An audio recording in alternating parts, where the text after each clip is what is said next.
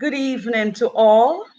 My name is Marlene Alexander, President of the Humanistic Solidarity Association and co-chair, coordinator of the Caribbean Network Solidarity with Cuba. And I am pleased to be your chairpersons for this evening's online event. On behalf of the Caribbean Network Solidarity with Cuba and the Canadian Network on Cuba, I wish to welcome all of you all participating in our virtual meeting this evening. Our program this evening is entitled Cuba, Africa, and Apartheid, and memorializing the 47th anniversary of the Soweto struggle and recognizing Africa's Liberation Day, which was observed on May 25th. We would like to recognize our specially invited guests, supporters, and participants of the Caribbean Network in Solidarity with Cuba. The Canadian Network on Cuba, Supporters of Africa, and Cuba Friendship Association, who tirelessly stand in solidarity with our sister islands. For your information, the Caribbean Network Solidarity with Cuba is a newly formed group aimed at strengthening the Caribbean solidarity with Cuba and to provide material support to Cuba. The group includes members of the Caribbean countries association and is open to all organizations with just interests. The Canadian Network on Solidarity with Cuba is a group of 23 organizations who stands together in solidarity with Cuba across Canada. But tonight, this evening's event, which is also meant to mark Africa's Liberation Day, aims to highlight the important role that Cuba has played in the struggle for Africa liberation. Our main speaker this evening will be Professor Isaac Sani of Dalhousie University, Canada, who will be launching his recent book entitled Cuba, Africa, and Apartheid's End. Africa's Children Return, linking the meeting to the broader Pan-Africa struggle and also making Africa liberation. Brother Amef Lowe from the Group for Research and Initiative for the Liberation of Africa will explain the current steps being taken by the imperial powers, including France, to enforce their control over West Africa. Dr. Neville Graham is a senior consultant, laparoscopic surgeon from Jamaica, who was trained as a doctor in Cuba in the 1970s and will speak about his experiences while studying in Cuba. In keeping with the Pan-American theme of this evening, his contribution is included and intended to highlight Cuba's positive role in the wider Africa diaspora. In addition to the speakers, this evening will feature documentary videos depicting Cuba's involvement in the liberation struggle in Africa and Nelson Mandela's visit to Cuba. A cultural event, a cultural performance by Brother Obi Imbonu from the Zimbabwe Cuba Friendship will be played, followed by the book launch by Isaac Sani. And thereafter, we will have a few minutes of questions and answers. Whoever wish to pose any questions to Isaac Sani about his book. The program will continue with closing remarks from Brother Sekaya Thomas, co-chair, Canadian Network on Cuba. So, without further ado, our viewers, and we're going to start our program because it's a long program this evening, and we hope to make it very concise. So, without further ado, I will now let you all view the video presentation, Cuba's involvement for the liberation struggle in Africa. We'll take a few minutes just for you all to see what the program is like this evening, and afterwards we will continue with the program. Thank you. Sit back and enjoy this evening's video program. From the beginning, Cuba's revolutionary ideals not only spread throughout Latin America, but also forged strong ties with national liberation leaders such as Sékou Touré, Amílcar Cabral, Julius Nyerere, Zamora Machel, and Agostinho Neto.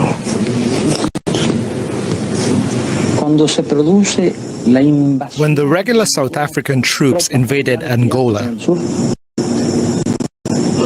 we couldn't stand by and do nothing. When the MPLA asked for our help, we offered them the help they needed. In 1975, as Angola moved towards independence from Portugal, the CIA, along with the apartheid government of South Africa, tried to bring down the new Angolan government. At the request of the Angolan president, Fidel sent 36,000 troops to keep the South African forces from attacking Luanda, the capital. For many Cubans, whose ancestors were African slaves, the fight in Angola was a way to repair a debt to history. In 14 years of war, over 300,000 Cubans, doctors, teachers, and engineers, as well as soldiers, played an important role in Angola. More than 2,000 lost their lives.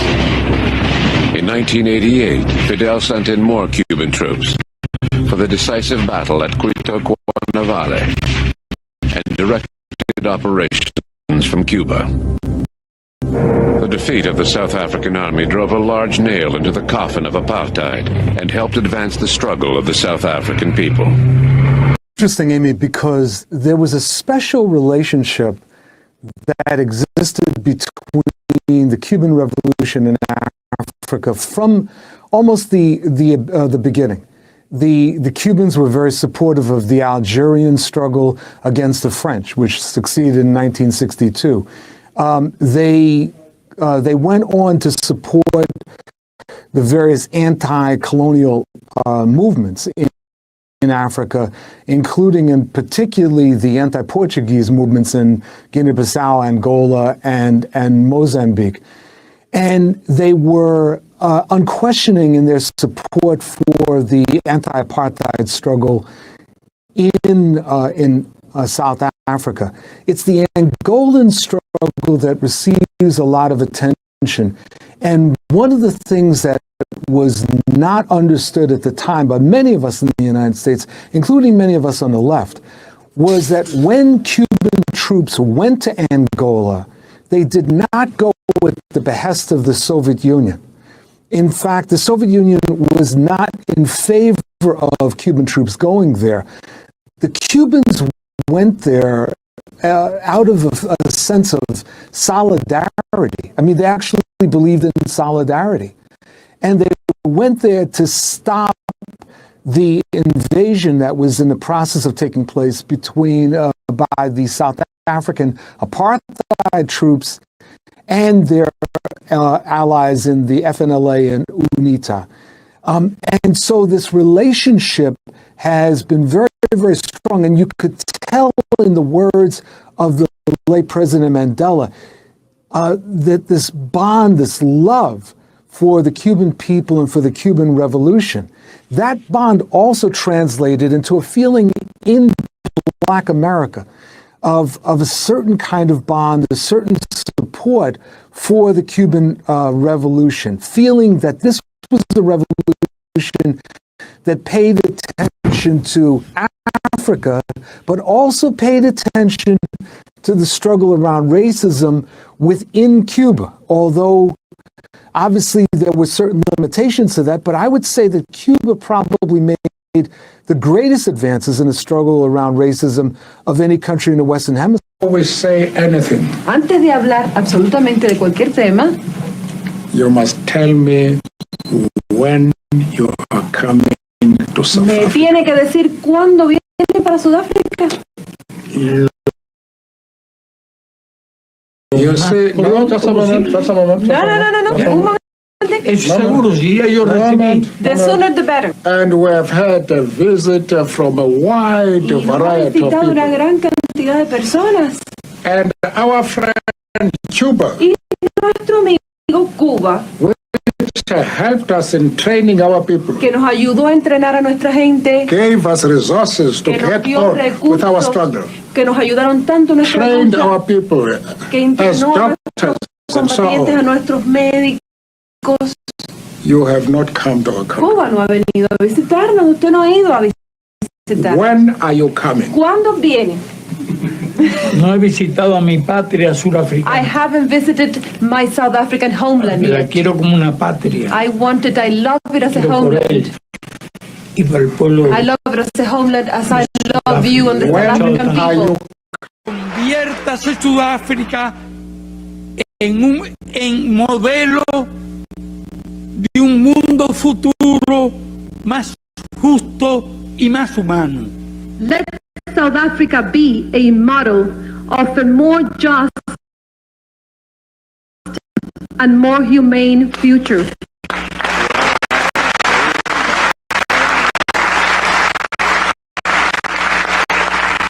Si ustedes pueden, todos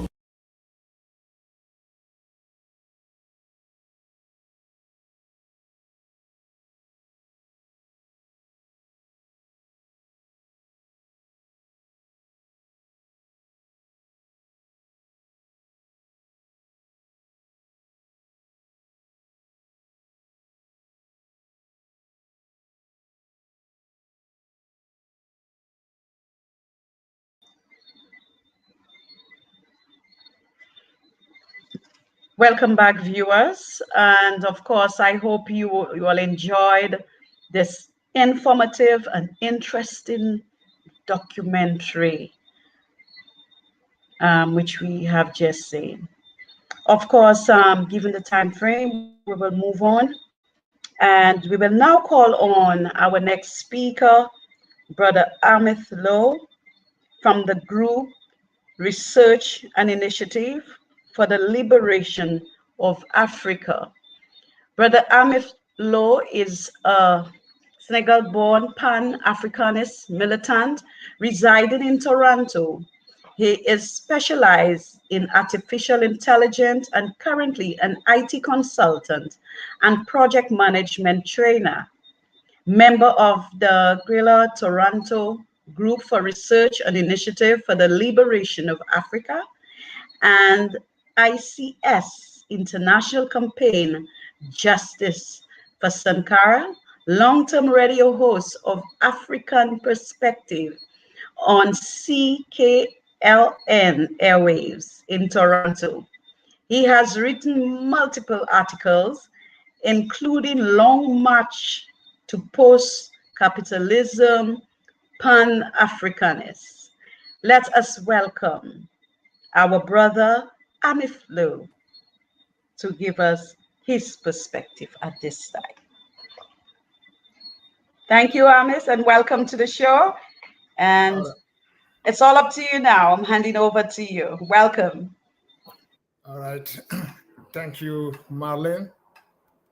Thanks to all the organizers who have invited me to be part of this Memorial Day, which is a very important date, June 16, to mark the anniversary of the Soweto uprising and the subsequent events that took place in the Southern African part of the continent, with a conjunction of forces based on Pan-Africanist militants from Angola, Mozambique, South Africa, and other countries in the region, and internationalist forces coming from Cuba to play a very critical role into putting an end to the apartheid system that was strangling the African continent for so long.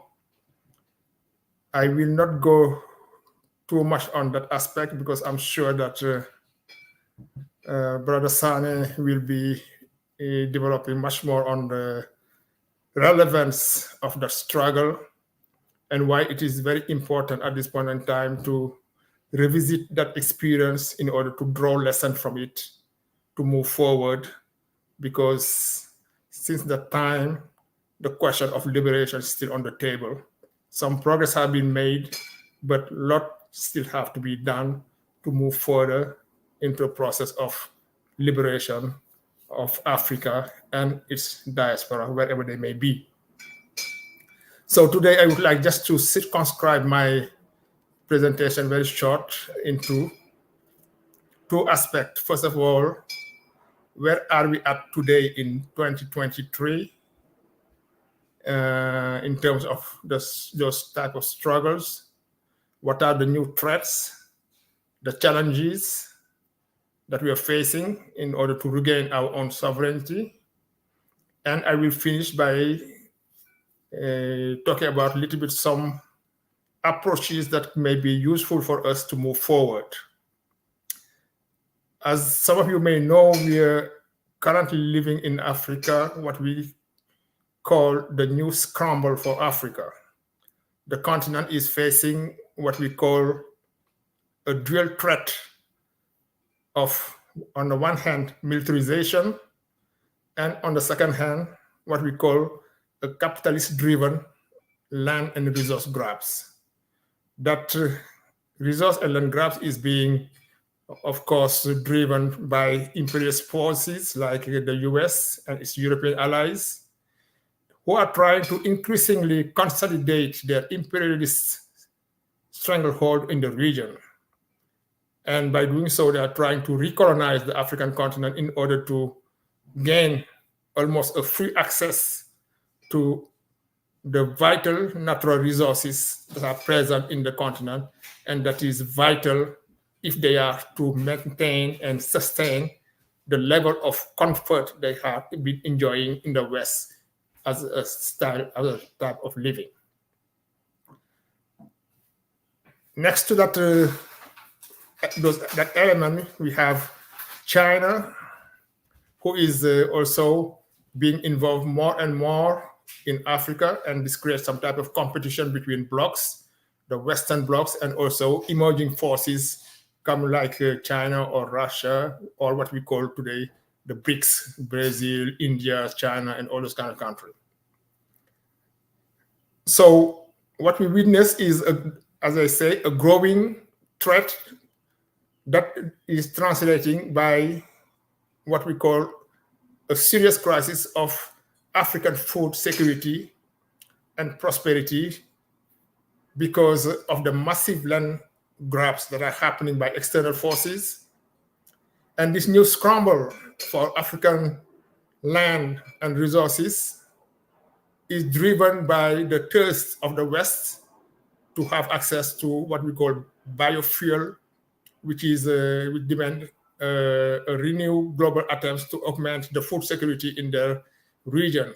And Africa is still underpopulated in some reason.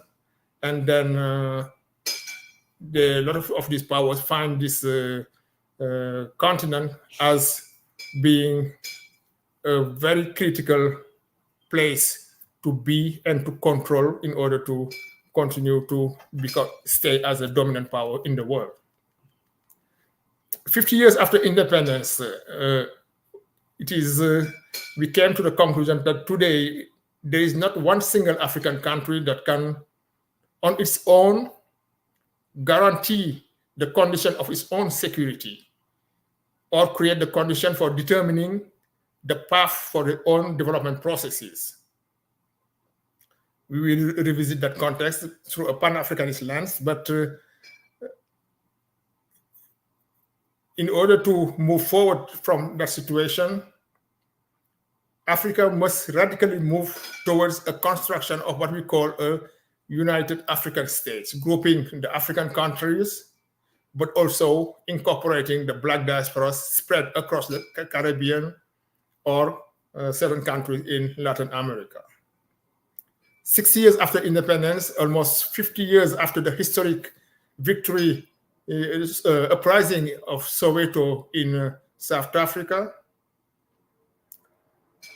we have gone through the process of that have culminated with the Cuba Carnival battle, where the racist South African forces were humiliated on the ground thanks to a conjunction of forces between Cuba, Cuban internationalists, and armed militants from the National Liberation Movement in Southern Africa. Today, what is the situation? As I say, when I just restrict the area of analysis to what we call West Africa or the Sahel region, we see that the region itself is characterized by a chronic insecurity situation, which is instrumentalized by imperialism in order to create what we call an organized chaos through which they should be able to come and have free access to the resources that are existent in those countries. We have, I have mentioned earlier in the beginning, the main actors, which is the European countries, the United States, but also we have emerging powers who are trying to get their share of the pie, of the African pie. And that's the reason why we have all this mushrooming of military bases across the continent, a network of military forces spearheaded by AFRICOM, which is the African Command of the United States, which was initially based in Stuttgart, and who now have a web of military bases spread across the continent from West Africa all the way to East Africa in Somalia, and that is creating a very critical insecurity question because they should be seen as what I call arsonists presenting themselves as firefighters. They instrumentalize, they play groups against each other, and then from that process, they manage to keep the leadership they want in place in order to continue to have this access to those resources. In West Africa, another main actor is the presence of French, because most of the countries in West Africa were colonized by France. And we have noticed recently that that monopoly and presence of French troops and French economic dominance of the economies of the West Africa are being challenged by an emerging force of young African people across the West African region. In Mali, we have seen that the French have been pushed out because they were seen as being collaborators with what we call the jihadist forces or the radical Islamist forces that came to the country and destabilized the country as a result of the implosion of the Libyan state, again, through NATO actions and the French actions. So this has created a very, very, very complicated situation all over the place, from Chad to Mali to Niger to Burkina Faso. Today, in some countries, these radical forces control up to 40% of the territories. Hundreds or millions of people are being displaced as a result of this insecurity situation. In the meantime, when this is happening, this has not stopped the process of resource extraction. The multinational corporations are still active. They're still signing deals with neo-colonial governments that are in place, and they're still continuing the exploitation of the resources on those areas, even though they are still in the conflict zone. The most evident example of that is the Democratic Republic of Congo, which has been going through a very chronic crisis since 1962, since the assassination of Patrice Lumumba. And maybe Sane will talk a little bit about the involvement of Cuba and the expedition of Che Guevara in Eastern Congo that didn't succeed that well. And that's at the time when this situation of instability was being instigated and then created in order to destabilize the nationalist movement in Congo and have puppet governments that will serve the interests of the Western countries. I'm not sure how much time I have, but I will try to go quickly because I understand that the program is a little bit busy. So where do we go from here now? Having said that and having looked at the current situation, we believe that it is very critical at this point in time in 2023 to reconnect with this tradition of radical political struggles as it was the case with at the time when the Quito Carnavales struggle and the uprising in Soweto occurred, when we notice a junction of progressive forces and Pan-Africanist forces hand in hand in order to tackle the challenges that we are facing today. And the reason I'm saying that is that because at the beginning of my presentation, I mentioned that none of these African countries, if I take the case of West Africa only, is capable today on its own to create the condition of its own security or to create a stable condition to allow them to choose the path of development they would like to proceed. That's why we are calling for a conjunction of forces to go beyond the nation state as they exist today, and then go through some type of federation of African state, which will be working closely in relationship with other countries with a majority of Black population, but in the context of a world where we can build alliances with the progressive forces, as was the case when Cuba came to work with their brothers and sisters in Africa to put an end to the apartheid system and then open up the area of the end of the liberation of Nelson Mandela, the independence of Namibia, and also the subsequent fall of what we call the formal apartheid system, even though today the challenges of post-apartheid reconstruction and redistribution of resources and wealth is still much so on the table. So that is for us a prerequisite to reconnect with that tradition of struggle that goes beyond the nation state as they exist, and also to challenge the colonial legacies under which the countries were built, because after independence, most of the countries kind of copied a model of development that was inspired by the West or was a legacy of the colonial system. And it is important, if we want to move forward into a real independent and sovereign nations, find our own way, which will be rooted on African history, on the African realities, and also their needs and priorities and challenges that will be reflecting where this population would like to go. So that is just a quick introduction I wanted to make on those two aspects, the current situation and also the prerequisite of where we need to be going, or the condition that we need to have in order to move forward and then move forward in the process. Because as I say, the question of liberation is still on the table. 6 years after independence, we can see that there are little progress that were made, but a lot of challenges still on the table. And then we need to reconnect with that tradition that have created the condition for us to make that first step of formal independence and move it much further and to transform it into some type of social and economic revolutions that will change the living condition of our people. Thank you very much. Thank you, Brother Amath. I mean, this is very informative and interesting, and the history goes back. But what I have to say is that even in today's recent world, the struggle continues. And of course, we and other sister countries, we are ready to rally in support of the African cause. So thank you once again, and I hope that we'll be able to hear more of you in the near future.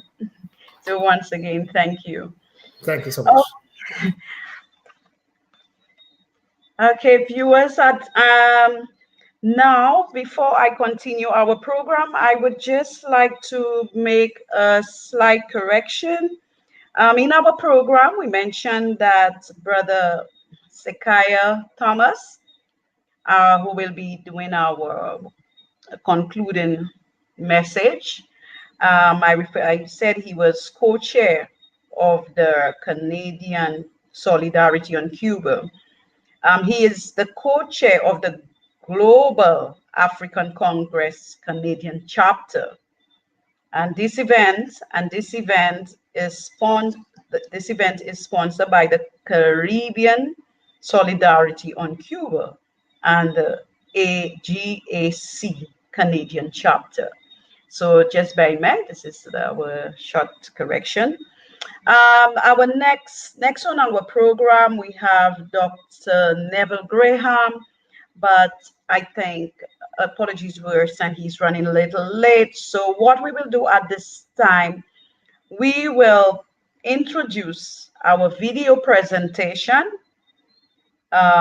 with former President of Africa, Nelson Mandela, and his visit in Cuba. So relax and let us take a look at this interesting video. Consejo de Estado de la República de Cuba, en uso de las atribuciones que le están conferidas, ha aprobado el siguiente acuerdo número 1695.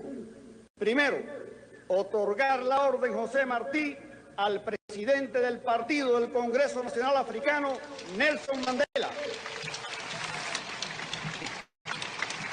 en reconocimiento por su vertical actitud en la lucha contra el apartheid y toda forma de sumisión en favor de una Sudáfrica unida, democrática y no racista, en ocasión de su visita oficial a nuestro país. Segundo, que la insignia de la orden le sea impuesta en acto solemne por el presidente del Consejo de Estado, comandante en jefe Fidel Castro, en el acto central de las actividades con motivo del 38º aniversario del asalto al cuartel Moncada, dado en el Palacio de la Revolución, en la ciudad de La Habana, a 25 de julio de 1991. Firmado Fidel Castro Ruz, presidente del Consejo de Estado.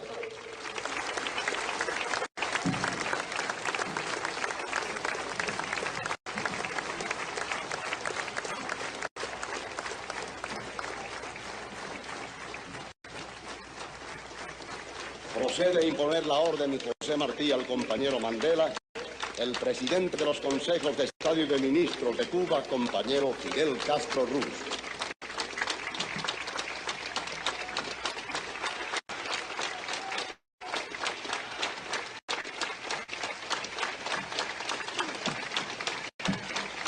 We have long wanted to visit your country and express the many feelings that we have about the Cuban Revolution, the role of Cuba in Africa, Southern Africa, and the world.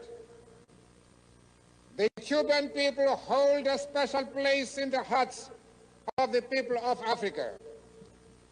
The Cuban internationalists have made a contribution to African independence, freedom, and justice, unparalleled for its principled and selfless character.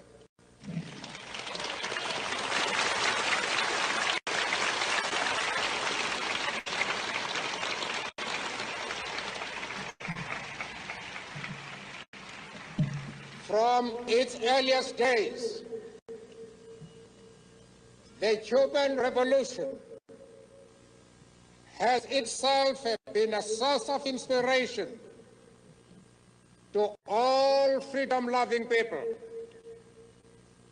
We admire the sacrifices of the Cuban people in maintaining their independence and sovereignty in the face of a vicious, imperialist, orchestrated campaign to destroy the impressive gains made in the Cuban Revolution.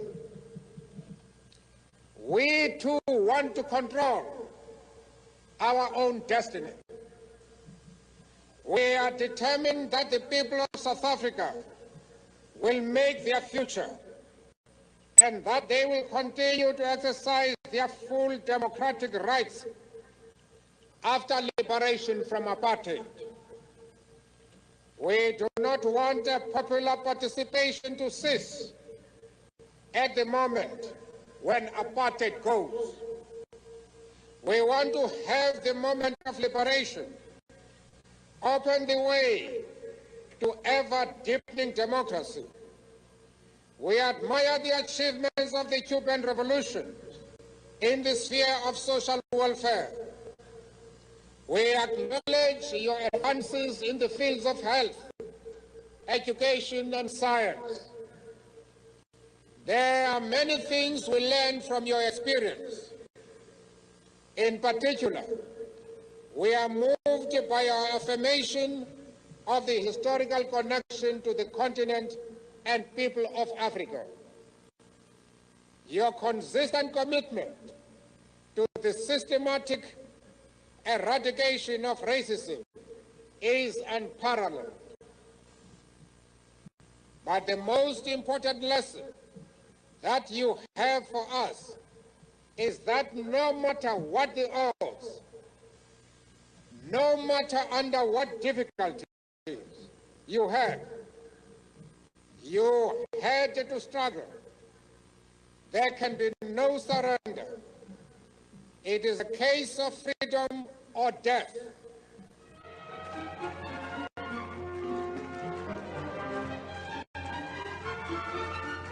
Por primera vez, los cubanos teníamos la posibilidad de expresarle a Mandela lo que significaba su presencia, su simbolismo.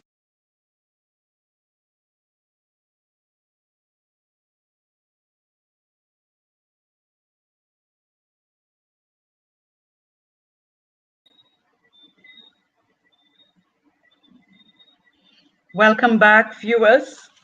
Well, after seeing this video, I must say, for me, I could never, ever stop looking and viewing this video, experiencing the love, and it's the touching speech.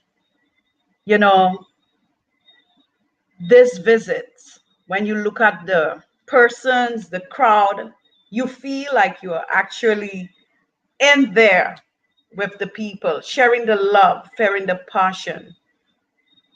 No one could deny the relationship that Cuba and Africa shares in this video.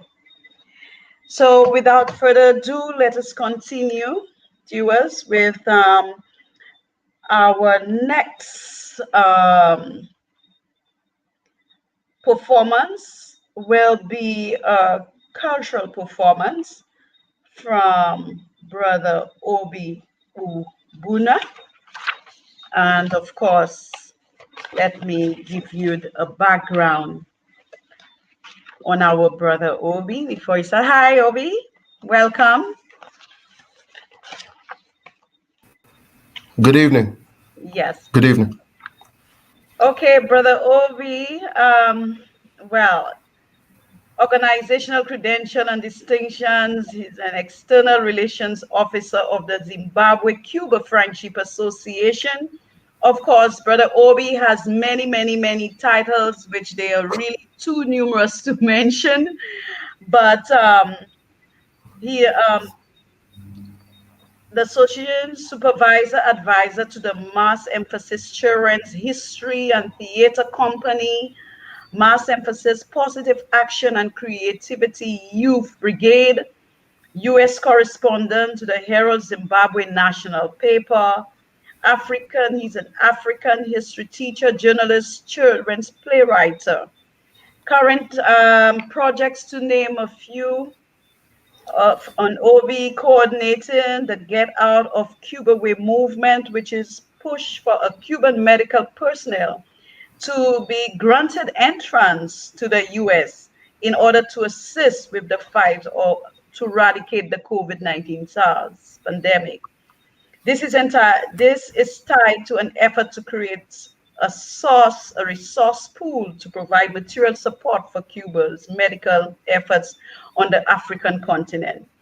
In the last months, we have created an appeal, OB&M have created an appeal, produced a mini document, and are currently organizing virtual cultural artistic tribute to Cuba entitled Africa and the World, Thank You, Cuba.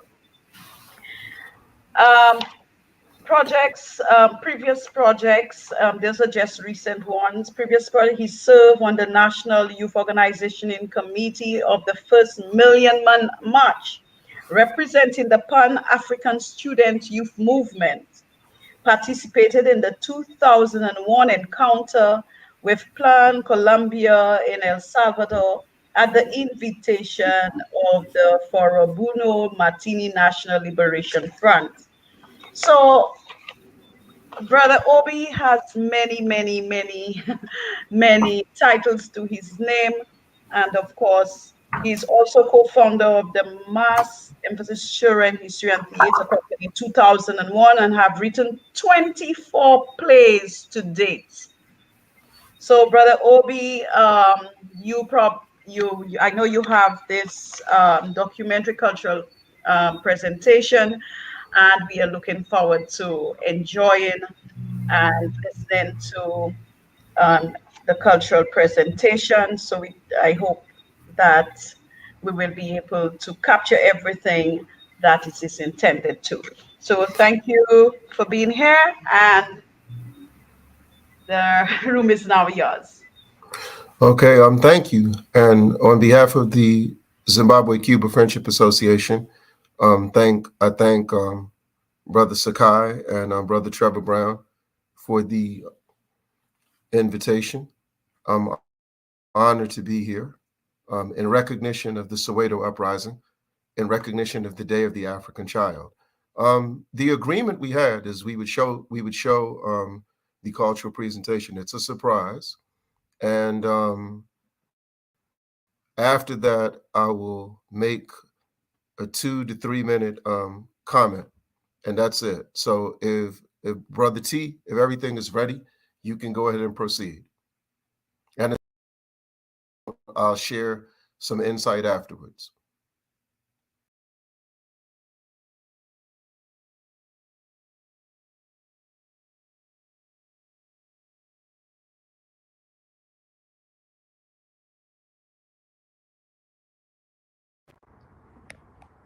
Today's concentration of the Mass Emphasis Children's History and Theater Company are the numerous languages he spoke and communicated with the entire planet. How is it that the American Negro, who for so long has been a second-class citizen in the United States... Still is, I'm sorry. Well, how is it that he's contributed so much to American culture? Well... Music, dance, everything you can think of. Well, I have to be very modest about that. I would say certainly as we look at the African peoples in Nigeria, for example, I just got a wonderful invitation to go to Nigeria to be present at the installation at the Governor General Ezekwe, an old friend, who will now, and I had to cable him. I'm in Australia. I certainly would like to be with you, but I'm out here with some good folks. But I'll get to Nigeria later. Mr. Robson, do you feel that Africa is to some extent an affinity for it, a home, or do you still feel America is essentially your home? How do you feel? Well, let me come. Yeah, I'll come to that in just a second. But to come back to it, so I would say the Africans and the American Negroes have turned out to be an extraordinarily gifted people. The great tragedy is that by not making us full-class citizens as yet in America, they may be losing, I don't know how much yet. And to come back, I would say that unquestionably, I am an American, born there. My father slaved there. Upon the backs of my people was developed the primary wealth of America, the primary wealth. You have to have accumulated wealth to start, to build. You did it another way here in Australia. You had to build your accumulated wealth too. You just came and took it. You know what I mean? And that's what they did in most of the countries. That's what you Europeans did. You just took it. We got to catch up with you a little bit. And so in America. So There's a lot of America that belongs to me yet, you understand? But just like a Scottish American is proud of being from Scotland, I'm proud for being African. Now, in our school books, they tried to tell me that all Africans were savages till I got to London and found most of the Africans I knew were going to Oxford and Cambridge and doing very well and learned their culture. And even once somebody had the temerity, after one had conquered the Chinese people and imposed upon them the opium trade and everything else, to suggest that they were a backward people, just the people who had been civilized so long over the rest of you folks didn't make any sense at all. So somewhere, it was wonderful to find about the colored peoples of the world that they were very advanced. So I would say today that I'm an American who is infinitely prouder to be of African descent, no question about it, no question about it. I'm an Afro-American, and I don't use the word American ever loosely again. Now, this was the feeling. This was the feeling. That's right. That when you were in London about 1937, 38, you really had the world at your feet. Then, I mean, you're a tremendous success. You were recognised all over the world, and yet you went back to America. This was the feeling that took you back? I felt I had to go back to my people. That's right. The going was tough, and today I can go back. I just had my passport renewed. I could go back to pretty tough times now. But any time I could get a telegram next week that the Negro people had gathered somewhere in one of their conferences, as they could, and say, Paul, in the difficulties that are going on in America, would you come back and help us? I would take the plane as soon as I finished my engagements. I've been asked to express my views on the statement that Paul Robeson made in Paris, in effect that American Negroes would refuse to fight in any way against Russia because we love Russia so much. I haven't any comment to make except that Mr. Robeson actually made it sound very silly to me. But he has a right to his personal views, and if he wants to sound silly when expressing them in public, then that is his business and not mine. I can't speak for any 15 million people any more than any other person can, but I know I've got too much invested for my wife, child, and myself in the future of this country. And I and other Americans of many races and faiths have too much invested into our country's welfare. For any of us to throw it away because of a siren song sung in mass. But that doesn't mean that we're going to stop fighting race discrimination in this country until we got it lit.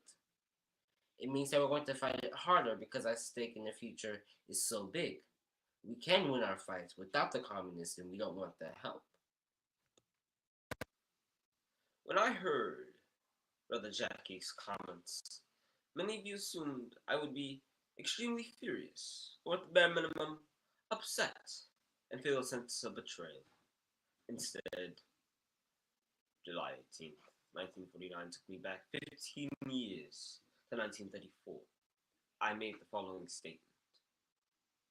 In my music, my plays, my films, I want to carry this central idea to be African. Multitudes of men have died for less worthy ideas, and it is eminently worth living for. Being African in the face of colonialism, segregation, fascism, and imperialism is driven by the driving spirit of our ancestors. And it is for that reason it is a fight I will be invested in until my last breath of air and drop of my blood. If Jackie Robinson and others in our community who we consider our brothers and sisters consider that sin, then the mental shackles rooted in a blind patriotism to our colonizers and captors will be used to pollute our minds and our souls and sabotage our movement for many years to come. Greetings, my name is Zahir Muhammad. I've been a participant of Baba Obi's plays ever since I can remember being young, at Howard University, Richard Wright, etc. I can remember loving them, and here, again, I'm here to recite a poem and translate a poem from Chinese, which is another language that I've been learning ever since I was young. The poem is entitled, We All Love Our Mother. 我们都爱我们的妈妈。我有很多的哥哥和弟弟，我有很多的姐姐和妹妹，我有很多的表哥，我有很多的叔叔，和我有很多的阿姨。可是我们都有同一个妈妈，她是我妈妈的妈妈，她也是我爸爸的妈妈，她是我祖父母的妈妈，和她是我曾祖父母的妈妈，她是我祖先的妈妈。这个妈妈是非洲妈妈，这个妈妈是非洲妈妈。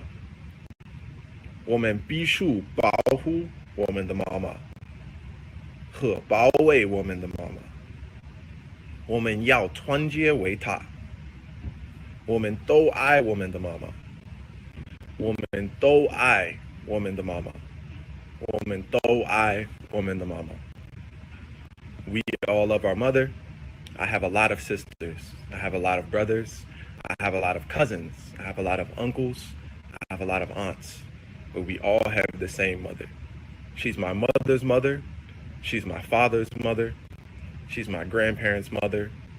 She's my great-grandparents' mother. She's my ancestors' mother. The mother that we're talking about is Mother Africa. The mother that we're talking about is Mother Africa. We must defend our mother by standing up for our mother. We must come together in the name of our mother. We all love our mother. We all love our mother. We all love our mother. Thank you. Nina Ndugu wengi.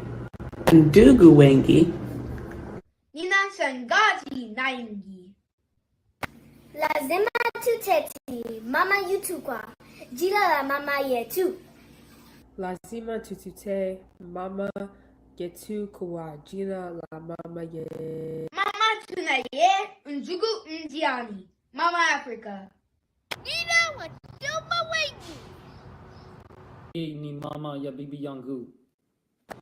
Sote tunampenda mama yetu.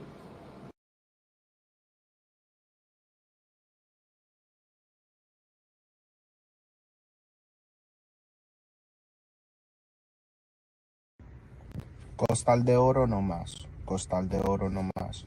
Hoy es Ghana, hoy es Ghana. Tanguía británica no más, tanguía británica no más.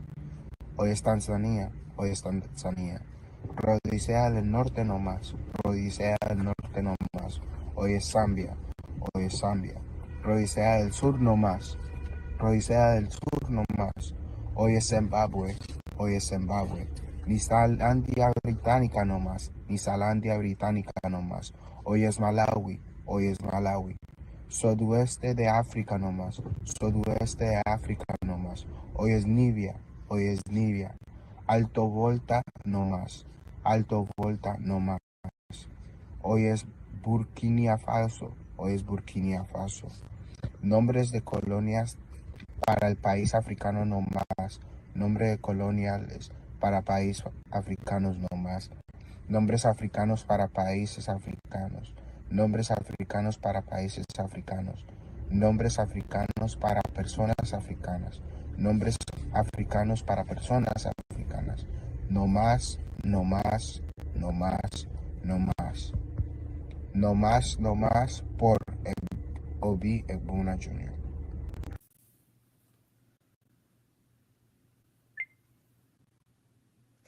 Hi, my name is Shinasa Ndibuke, and I will be reciting a poem in Igbo, a Nigerian language, Achogyozo, Achogyozo, which means no more, no more, by Baba Obi Egbuna Jr.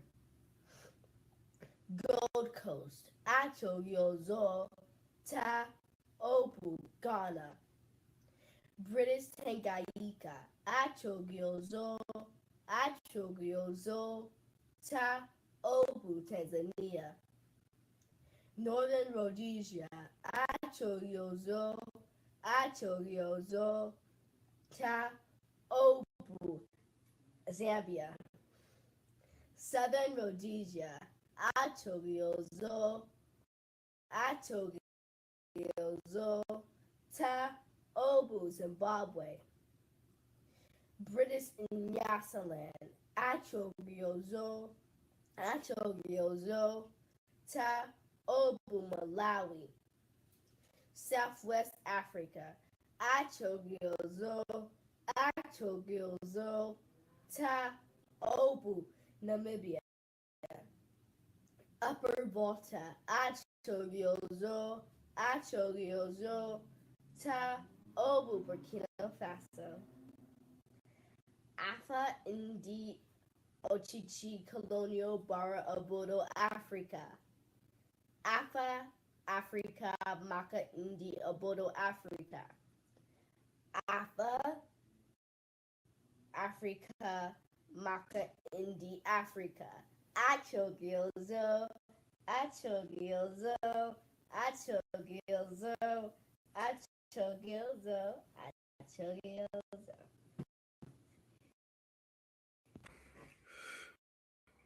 Todos amamos a nuestra madre. Tengo muchas hermanas, tengo muchos hermanos, tengo muchas primas, tengo muchos primos, tengo muchos tíos, tengo muchas tías, pero todos tenemos la misma mamá. Ella es la madre de mi padre, ella es la madre de mi madre, ella es la madre de mi abuelo, ella es la madre de mis bisabuelos, ella es la madre mía y es la madre de mis ancestros. Ella es la madre de la que estamos hablando, es Madre África.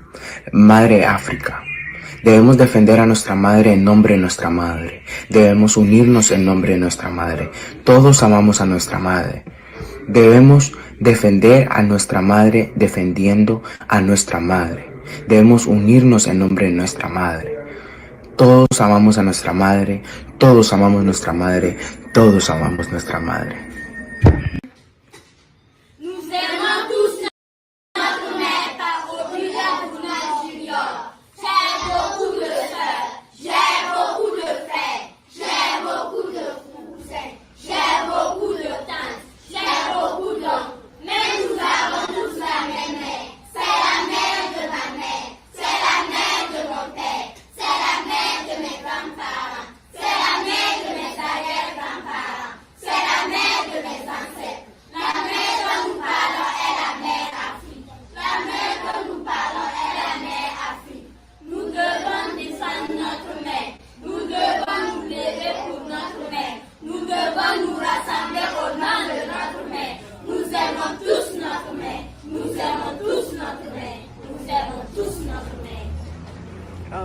Eu tenho muitas irmãs. Eu tenho muitos irmãos. Eu tenho muitos primos. Eu tenho muitos tios. Eu tenho muitas tias. Mas todos a mesma mãe. Ela é a mãe da minha mãe. Ela é a mãe do meu pai. Ela é a mãe dos meus avós. Ela é a mãe dos meus bisavós. Ela é a mãe ancestral. A mãe de que falamos em Mãe África.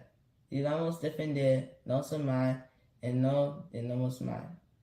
Devemos nos ir não de nossa mãe. Todos nós amamos nossa mãe. Vi elsker alle vår mor. Jeg har mange søstre, jeg har mange brødre, og jeg har mange kusiner. Og jeg har mange onkler, og jeg har mange tanter. Men vi har alle samme mor. Hun er min mors mor, hun er min fars mor, og hun er mine besteforeldres mor. Og hun er mine oldeforeldres mor. Hun er mine forfedres mor. Moren vi snakker om er mor Afrika. Moren vi snakker om er mor Afrika. Vi må forsvare vår mor ved å stå opp for mor. Vi må samle oss i vår mors navn. Vi elsker alle vår mor. Vi elsker alle vår mor. Vi elsker alle vår mor. A sister, we have a whole heap. A brother, we have a whole heap. A cousin, we have a whole heap. A uncle, we have a whole heap. A auntie, but the whole we have the same mother.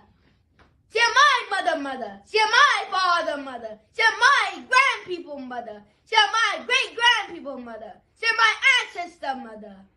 The mother we are Tabo is Mother Africa. The mother we are Tabo is Mama Africa. We have to defend with mother by standing up for with mother. We have to come together in the with mother name. All of we love with mother. All of we love with mother. All of we love with mother. Nabonisia awana ye. Nabonisia awa. Nabiye na jaya kana samba. nya sikila jetiya full school mugbe mulogo amuje nya de nya hang legasia tubo nya de nya ndo legasia tubo nya kenya ni tubo nya de na ni tubo ke mugbe je nya ya pe mulu nya je guje mi age nya keke guje mi age nya mada kenya mama ni tuje mi age nya woma blasia tuje mi age jeji mu ebe maglega je Africa mi age mu pe mu aya mu ge agbate mu je taguva mu pe mu aya mu je ya jikate mu je taguva mu logo amuje yenye na ya da ya mami yenye na ya da ya mami mi woni amba bebre mi woni amba ma bebre mi woni anu bebre mi wo fa nu bebre mi wo mami nu bebre nanso yenye na ya mami ye baako oya me mami ne mami oya me papa ne mami oya me nana ne mami oya me nana ne mami oya me nana asamando mami ye mami aya kan ho asem ne ebibiman ye mami aya kan ho asem ne ebibiman yan sorry nkumbo ye mami ho bai ye nyina ye do ye mami ye nyina ye do ye mami madam ye nyina ye do ye mami mi we niamba bebre mi we niamba ma bebre mi we nianum bebre mi wo fanum bebre mi wo mami bebre nanso ye nyina ye o mami baako oya me mami ne mami oya me papa ne mami oya me nana mami oya me nana no mami oya ye mami aya kan ho asem yi ne ebibiman ye mami aya kan ho asem yi ne ebibiman yan sorry enko embo ye mami ho ban yan sorry enko embo ye mami ho ban ye ni na ye do ye mami ye ni na ye do ye mami dan was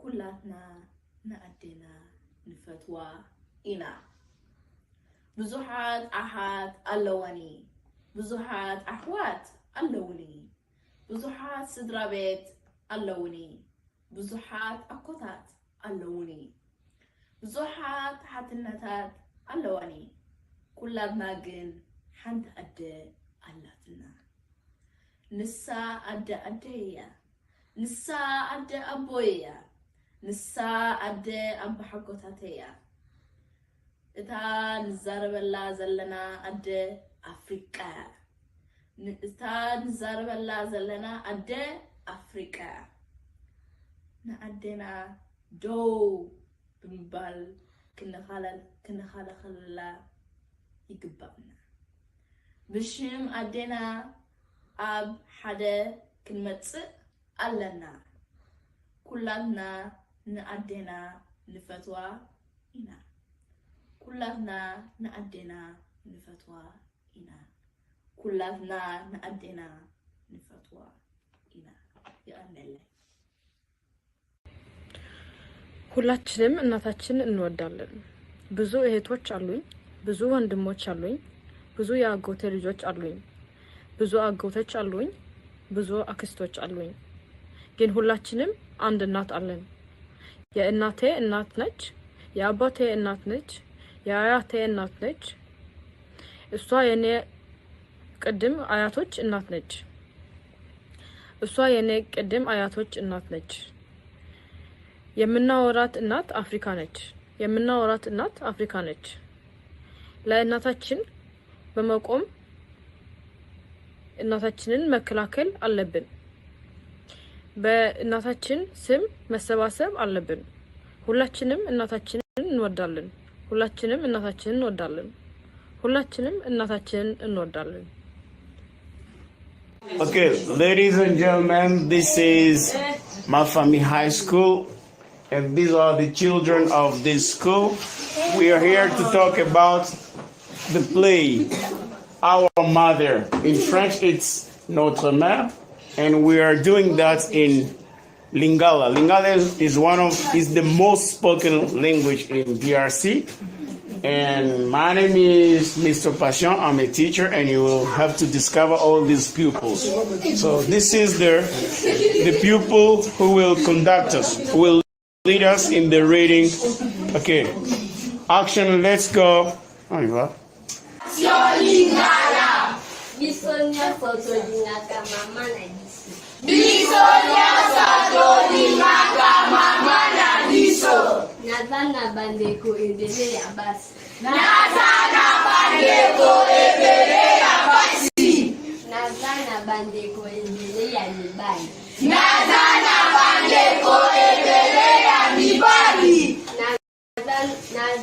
bandeko ebele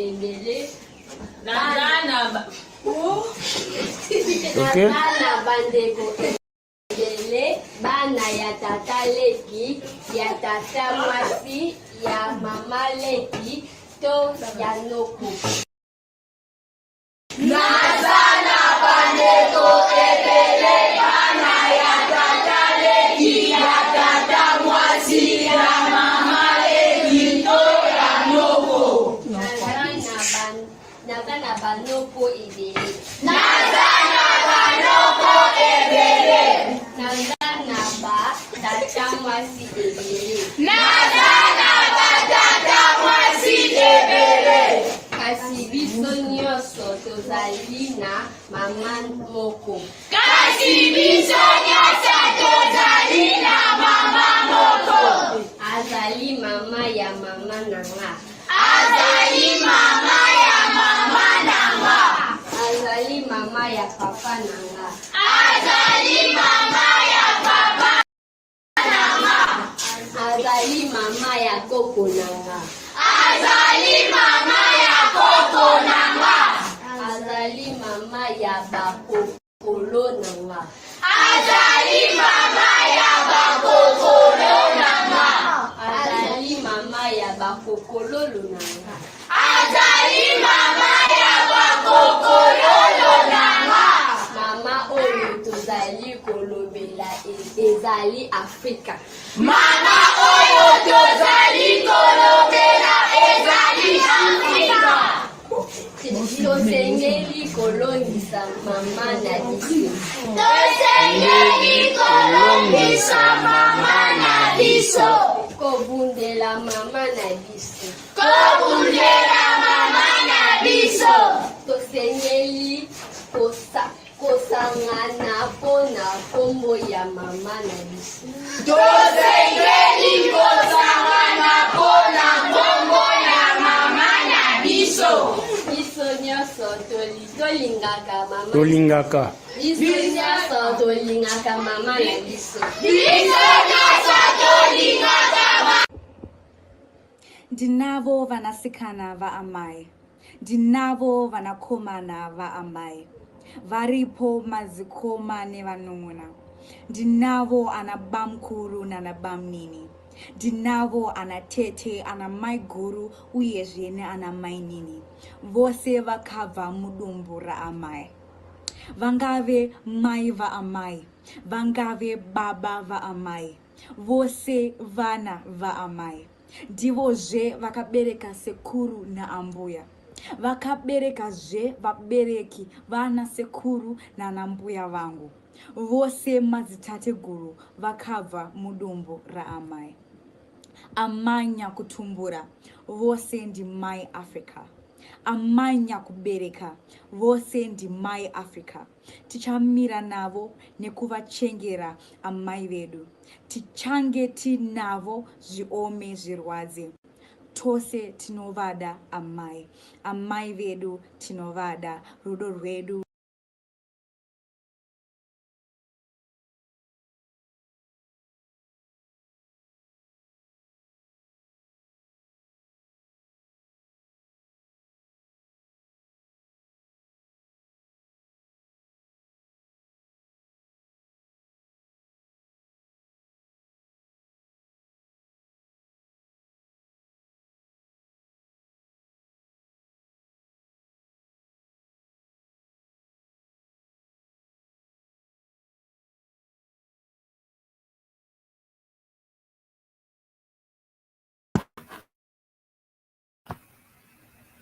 You're muted, Marlene.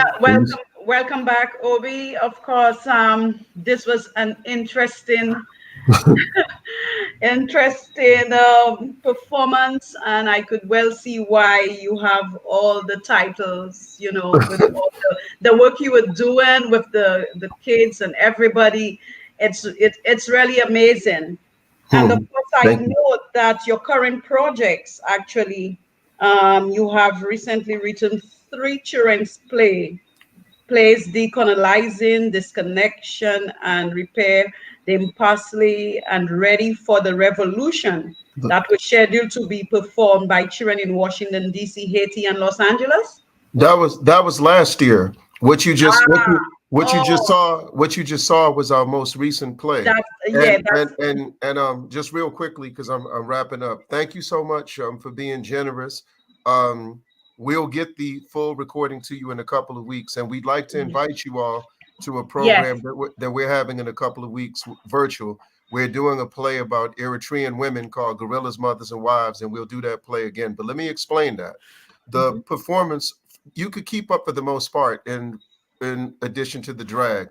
The poem, it was a two-part thing. The first part, which was not incorporated, was a video tribute to Maurice Bishop, as this Ah, as this year's the 40th anniversary yes, of U.S. imperialism's invasion of Grenada and the assassination of Maurice Bishop, who was assassinated by the Reagan administration because of yeah, his strong ties, unwavering ties, unapologetic ties to Cuba.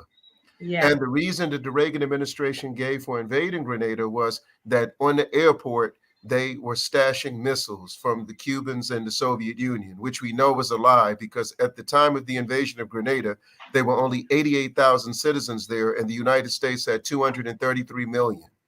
So we knew that was a lie. But what you got a chance to see was our children pay tribute to Paul Robeson. yes, And Paul yes, Robeson spoke 20 languages fluently, but had the ability to communicate in 25. So you saw children pay tribute to him in 15 languages. But the reason that this is relevant today is because what many people don't talk about is when Paul Robeson had his nervous breakdown in the Soviet Union, which many people felt was a result of the CIA. Paul Robeson had just received a telegram from Comandante Fidel Castro to come to Cuba to perform. He had accepted the invitation. And the very next day, 24 hours later, was his nervous breakdown. This happened to be approximately 3 weeks before the Bay of Pigs invasion. wow, So when we talk about Cuba's ties on a Pan-African scale to African resistance and the continent and the diaspora, the Paul Robeson tie is usually not mentioned consistently. So it yeah, was appropriate.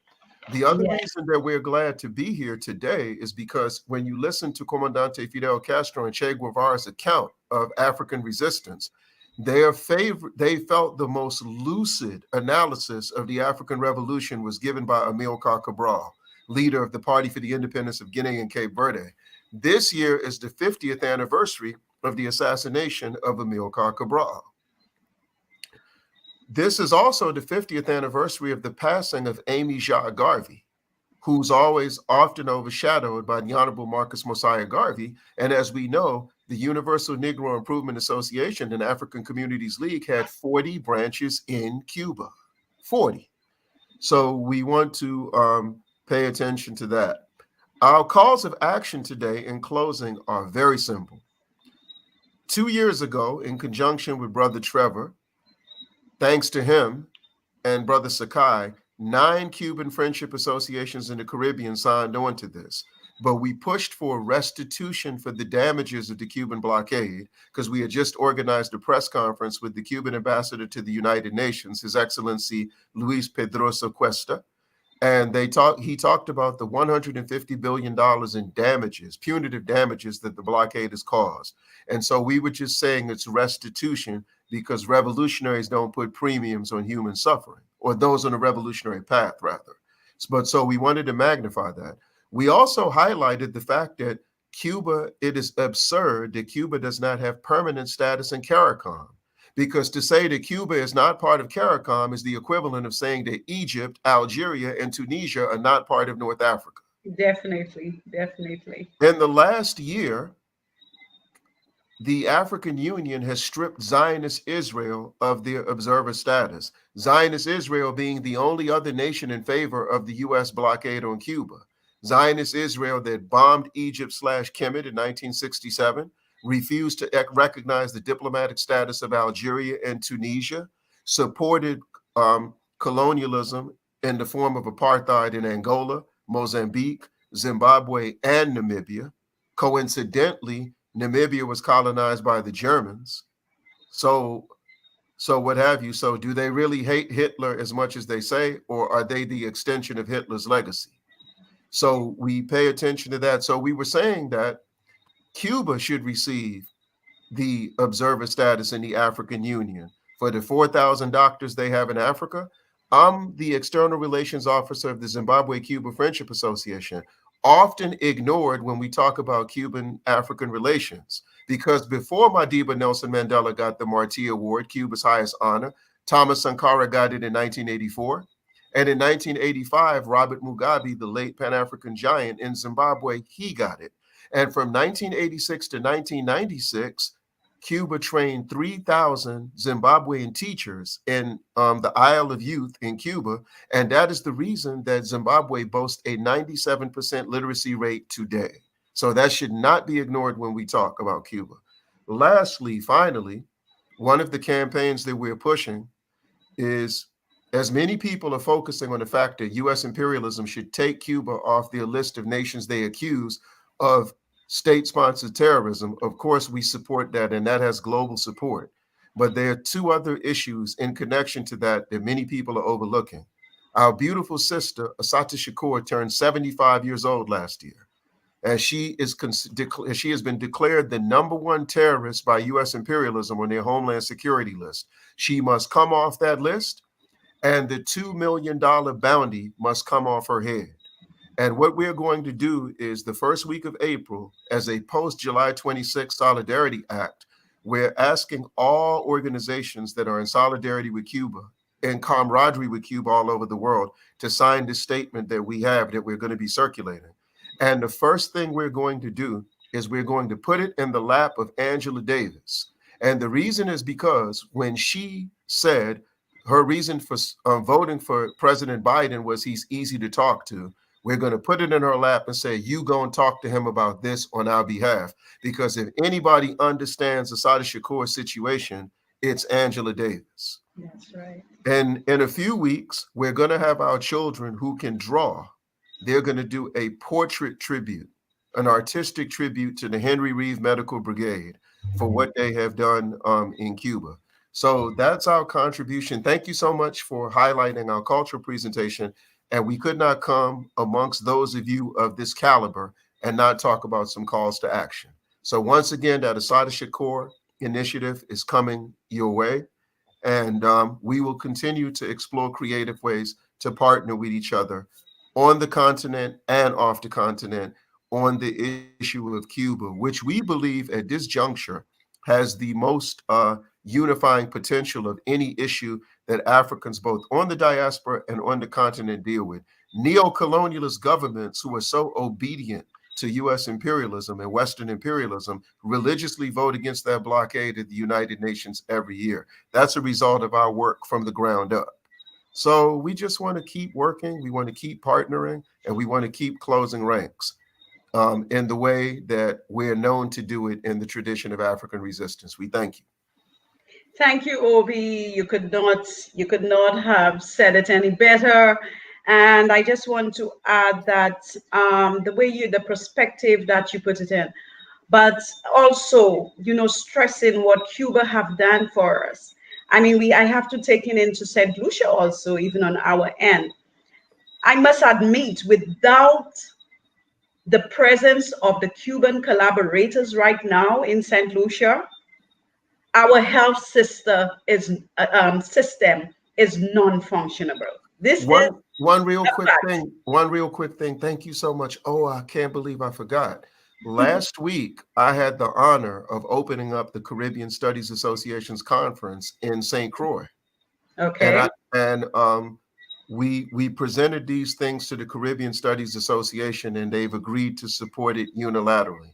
So we were there with comrades in St. Lucia, St. Right. Croix, St. Thomas, and they wanted us to remind everybody when we talk about occupied Palestine, they are several U.S. imperialist occupied territories where Africans are in the Caribbean that are often ignored. So thank you very much for that. Yes, it's thank you. So, I mean, we cannot, I mean, the selflessness of Cuba's humanitarian acts, all of us present here today in some way or the other could relate to it. I mean, we just have to think of COVID-19. We just have to think of it, and it will explain everything what Cuba is about, the friendship, the humanitarian acts, the selflessness of Cuba towards, you know, our sister islands. So you have brought in a number of issues and aspects that, you know, we could draw on. I must tell you that we look forward to supporting you. We look forward to participating, especially the Caribbean Network Solidarity with Cuba. We look forward to the invitation, and we will be on board. I think I could speak for them, and we will be on board and look forward. So thank you once again for a job well done. And Obi, I also noticed you co-produced 3 albums of music. I mean, what else do you have again? Yes, and that's available to people. That's Yes. available to everybody here for free. Those were 3 albums with the M1 Mutulu Olubala of the internationally acclaimed hip hop group Dead Prez.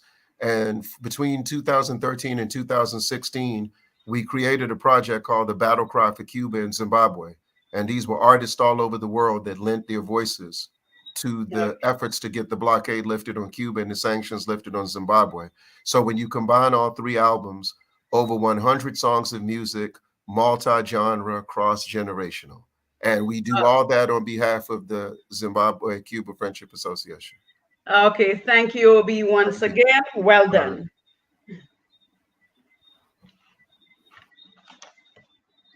Okay, viewers, well, you have just listened, you have just been informed, you have been introduced to a number of highlights as it relates to Obi's performances. Without further ado, we do have to move on. We have Dr. Neville Graham, senior consultant, laparoscopic surgeon from Jamaica, a Cuban trained doctor. Oh, good evening. Good evening. How are you? And good evening, listener. Fine, thank you. Okay. All right. I would just like to introduce you and welcome to this evening's program. We are very happy to have you on board. It's a pleasure once again to be in your company. Well, Dr. Neville Graham is a general and laparoscopic surgeon.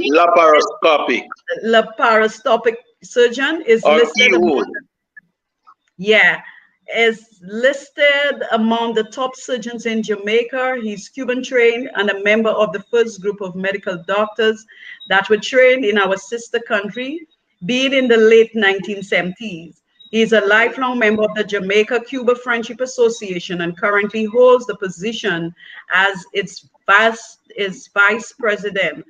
Professionally, Dr. Graham serves in the leadership of the Medical Association of Jamaica at different times during his stellar medical career, which spans over 4 decades. He is currently the founding chairperson of the Westchester Medical and Surgeon Institute, a one-of-a-kind medical facility in the Caribbean and Latin American region, and also the founder and executive dean of the 9-year-old Caribbean School of Medicine Sciences, Jamaica, which is the only private-owned medical training school in the Caribbean, which is wholly owned by Caribbean nationals among 40 such institutions that are in the region. Dr. Graham's altruistic and professional work within Jamaican popularity is legendary, a fact that the Jamaican government has recognized in awarding him national honors for his outstanding service. Okay, Dr. Graham, it's a pleasure to have you on board and welcome. And you are now in charge of the screen. Okay, and Marlene, first I'd like to thank you for asking me to speak. And secondly, I'd really like to say to Professor Isaac Sane that this work is absolutely important in understanding Cuba, the Cuban Revolution, and its support to the African peoples and the African diaspora and the world in general in terms of the liberation of all peoples. Now, as was said before, I was one of the first medical students who happened to be from Jamaica to study in Cuba. And it was at that time just post the Cuban in the invitation of the Cuban government and army into Africa in support of the revolutions in Africa that was in the process of liberating the African people. But at the same time too, there was that movement in Latin America and the Caribbean and the birth later of the Grenadian Revolution that was an important time in our history. And importantly, as we are celebrating the 47th anniversary of the South African people that stood against apartheid in Soweto, and many lost their lives, but not their dignity. The Cuban Revolution did not at any time sway its support for us in the African diaspora and the African people. So it is important to note that what Prof has done is to give our own view, but to also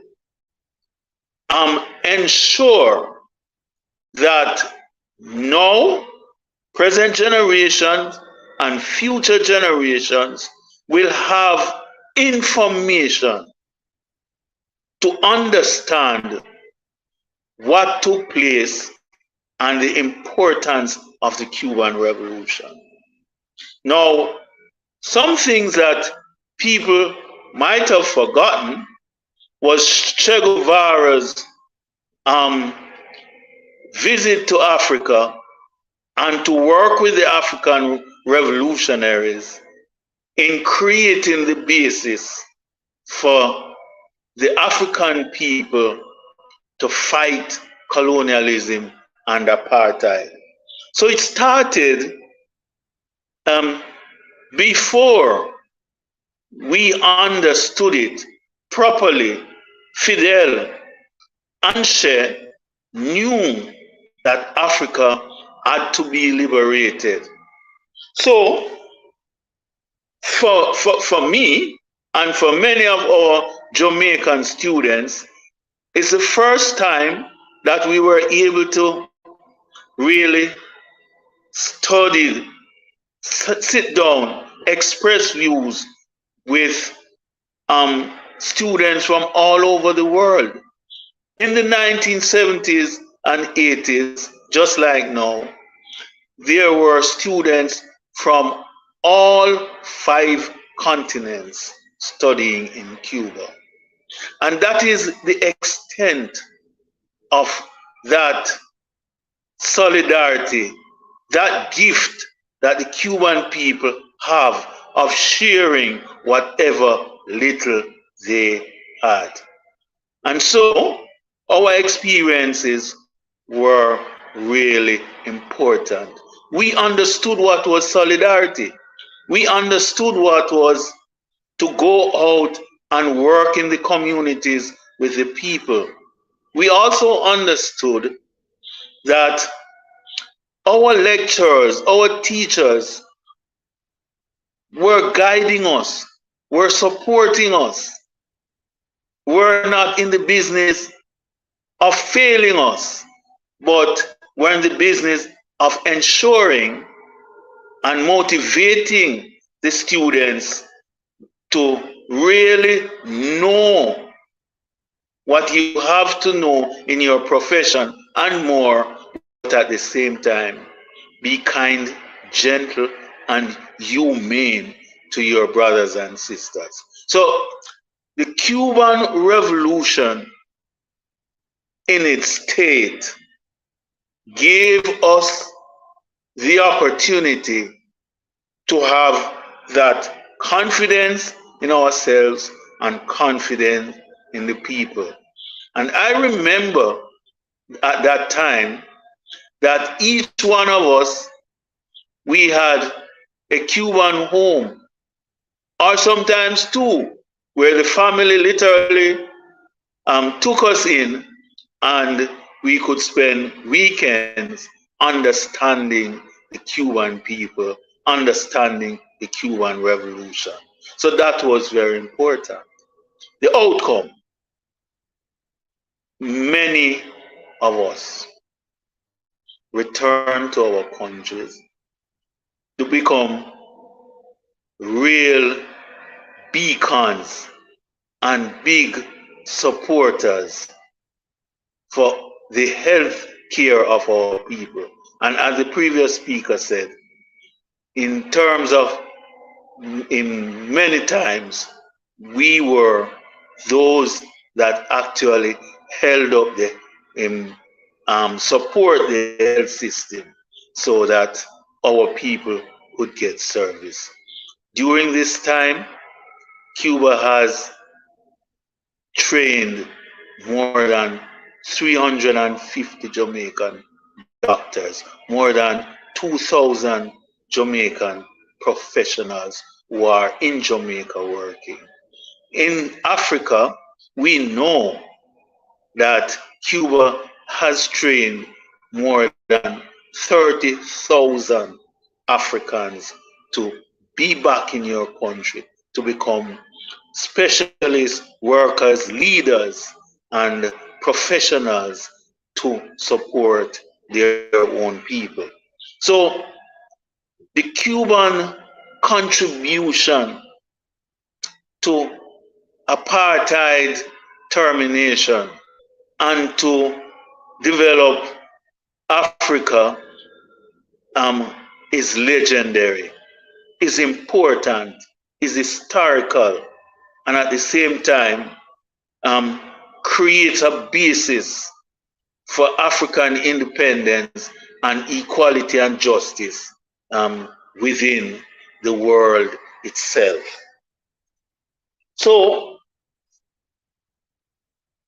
we have to ensure that the works of Fidel, of Che, of the Cuban revolutionaries, of the Cuban Revolution today, despite all its difficulties, we have to ensure that the written word explains the nature of the sacrifice of the Cuban people in ensuring equality and justice. And we have to recognize too that we must continue to fight against the criminal blockade, that criminal economic and political blockade that imperialism, US imperialism, has imposed on Cuba for over 60 odd years. And Cuba has not capitulated. We have to recognize that within the Caribbean, we must ensure that the Caribbean zone maintains our position as a zone of peace, as a zone that is clear of nuclear weapons. That Latin America, Africa also maintain our position as zone of no nuclear weapons. Because anytime that happens, then we give imperialism a foothold within our area, our territorial areas. We also have to ensure that despite the difficulties, we must, as the Caribbean people, really take over the struggles, the assistance of the Asian people in a real way. And we will not be able to do that without assistance from the Cuban Revolution. And thus, therefore, it is important that Cuba becomes a member of CARICOM, not only an observer, but a member. A Cuba as a member of CARICOM would be in making the Caribbean community much stronger and able to contribute even more to the development of the Caribbean region.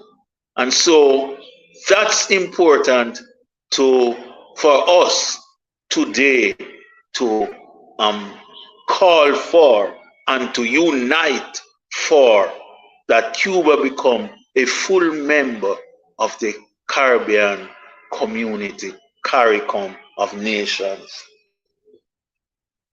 Cuba continues to contribute despite its difficulties. Cuba will forever be the beacon of the world when it comes on to solidarity. I'd like to just say to more people, follow Prof's initiative and write some more, because there is so much to speak about Cuba's contribution to peace, development, scientific development for people, equal rights and justice. It is important that we give that support to the revolution, so the revolution and the people of Cuba could continue their contribution to the rest of the world, and especially to the working class. Thank you. Thank you, Brother Graham. Thank you very much. I mean, I know there's a lot more that you could say, but given that we are running late, so we will definitely catch on later, but it's very interesting. And we want to thank you for making the effort and for being here.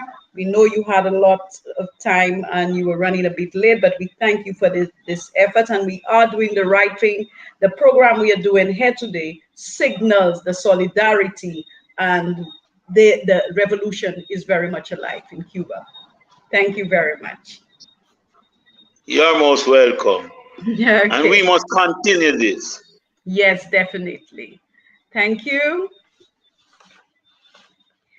Okay, viewers and brothers and sisters, now we have our main speaker for this evening, Professor Isaac Sani. Professor Isaac Sani is a Cuba specialist. Okay, welcome, Brother Isaac. Welcome. It's a pleasure to be here. Yes, and of course, it's a pleasure to be on the same platform with you once again. I look forward to hearing you this evening. Of course, let me just give your introduction and we will move right ahead. Professor Isaac is a Cuban specialist at Dalhousie University, Halifax, Canada. From 2008 to 2022, he served as co-chair and national spokesperson of the Canadian Network on Cuba, with which he now serves in an advisory capacity. His teachings and scholarship encompasses Africa, the Caribbean, the U.S. Civil Rights Movement, Cuba, and Black Nova Scotian history. He is the author of the highly praised book, Cuba, A Revolution in Motion, and the forthcoming Cuba, Africa, and Apartheid, and Africans' Children Return, which we'll be hearing about this evening. In reviewing Satni's new book, Dr. Hakeem Adi, a leading scholar on Pan-Americanism, Africa, and the African diaspora, states that Cuba, Africa, and Apartheid End is a definitive account of Cuba's role in the liberation of Southern Africa, especially South Africa and Namibia, and centering on the Battle of Quito, Cunavel. Isaac Sani skillfully and meticulously chronicles the internationalism of the Cuban government and its people to repay Cuba's debt to Africa, the ancestral homeland of so many citizens. Of course, Dr. Isaac, tonight we will be having this book launch, and I know everybody is waiting in anticipation. And well, the platform is now yours. Well, thank you. It's a great pleasure, great honor. I know it's late in the night. We've had some very interesting and very powerful presentations. And what I'm going to talk about, and I hopefully won't take up too much time. Hopefully people will be able to stay on and ask some questions, because question and answer is always very important. So first, as I said, I appreciate the opportunity from the Caribbean Solidarity with Cuba Network for the opportunity to speak here. I've worked very closely with people like Sakaya Thomas and others whose work not only on behalf of Cuba, but on behalf of the struggle for Black liberation, and particularly in the area of reparations, has been so critical across the world. First, I must say as well that my book, Cuba, Africa and Apartheid's End, Africa's Children Return, is a homage to the Cubans. The Cubans could have written the story much better than I could have. They have not done it precisely for the reasons, and I made this point at an event. We had a book launch for the book in Cuba, organized by the ECAP, the Cuban Institute for Friendship with the Peoples, on June 5th, which was extremely well attended by ambassadors from 15 countries, but by Cubans. And I made the point that, one, not only that this was a homage, as I was saying at the beginning, to Cuba, to the Cuban internationalists, to what Cuba has done in terms of the struggle against apartheid in South Africa, ending that atrocious racist regime, but also their general commitment to Africa, to the valorization of Africans as human beings, recognizing the humanity of Africans, and understanding that the world owes a profound and unique debt to people of African descent and to Africa itself. And I made that point that my book was a homage, and I made the point that Cubans could much better write this history, but Cubans haven't done it for two reasons. Fidel Castro, the historic leader of the Cuban Revolution, was often moved to quote Jose Marti, one of the most important figures in Cuban history. He basically said that, quoting Jose Marti, that all the glory of the world fits into a kernel of corn. So Cubans are extremely humble, okay, in a sense of not basically demanding glory, demanding that their contributions be recognized, and therefore they be honored for that. Also, as was pointed out by many of the speakers, Cuba is in the midst of an unrelenting, ceaseless campaign of a war, economic war, a campaign of destabilization by the United States. The Cuban Revolution, since it triumphed, has not been given not only a single day, not even a single hour, not even a single minute or single second of rest. And so they have been too much focused on actually preserving the Cuban Revolution and defending themselves from this unceasing aggression to actually sit down and write the kind of detailed history that I have done, particularly of this particular area in 87, 88. The slide here you see begins with a quote from Amilcar Cabral. Amilcar Cabral, as was mentioned by Obi in his notes, is one of the most profound, if not the most profound, African thinker of this at least the second half of the 20th century. Led the liberation struggles in Guinea-Bissau and Cape Verde. And he also gave a very powerful speech at what was called the Tricontinental Conference in Havana in January of 1966, theory as a weapon. But in meeting with Fidel Castro, there was a whole discussion, and Cabral spoke about how Cuba was sending so much assistance, not only to Guinea-Bissau and Cape Verde in their liberation struggle, but also to Africa as a whole. And, Fidel at that point said, well, Cuba is Africa, i.e. it is part of Africa.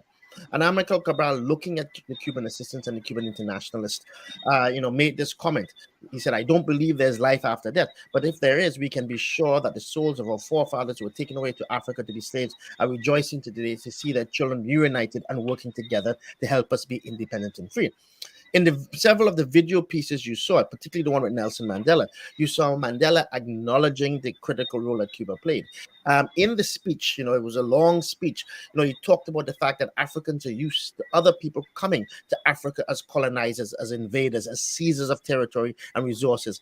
And he said Cuba was the only country to come to Africa, right?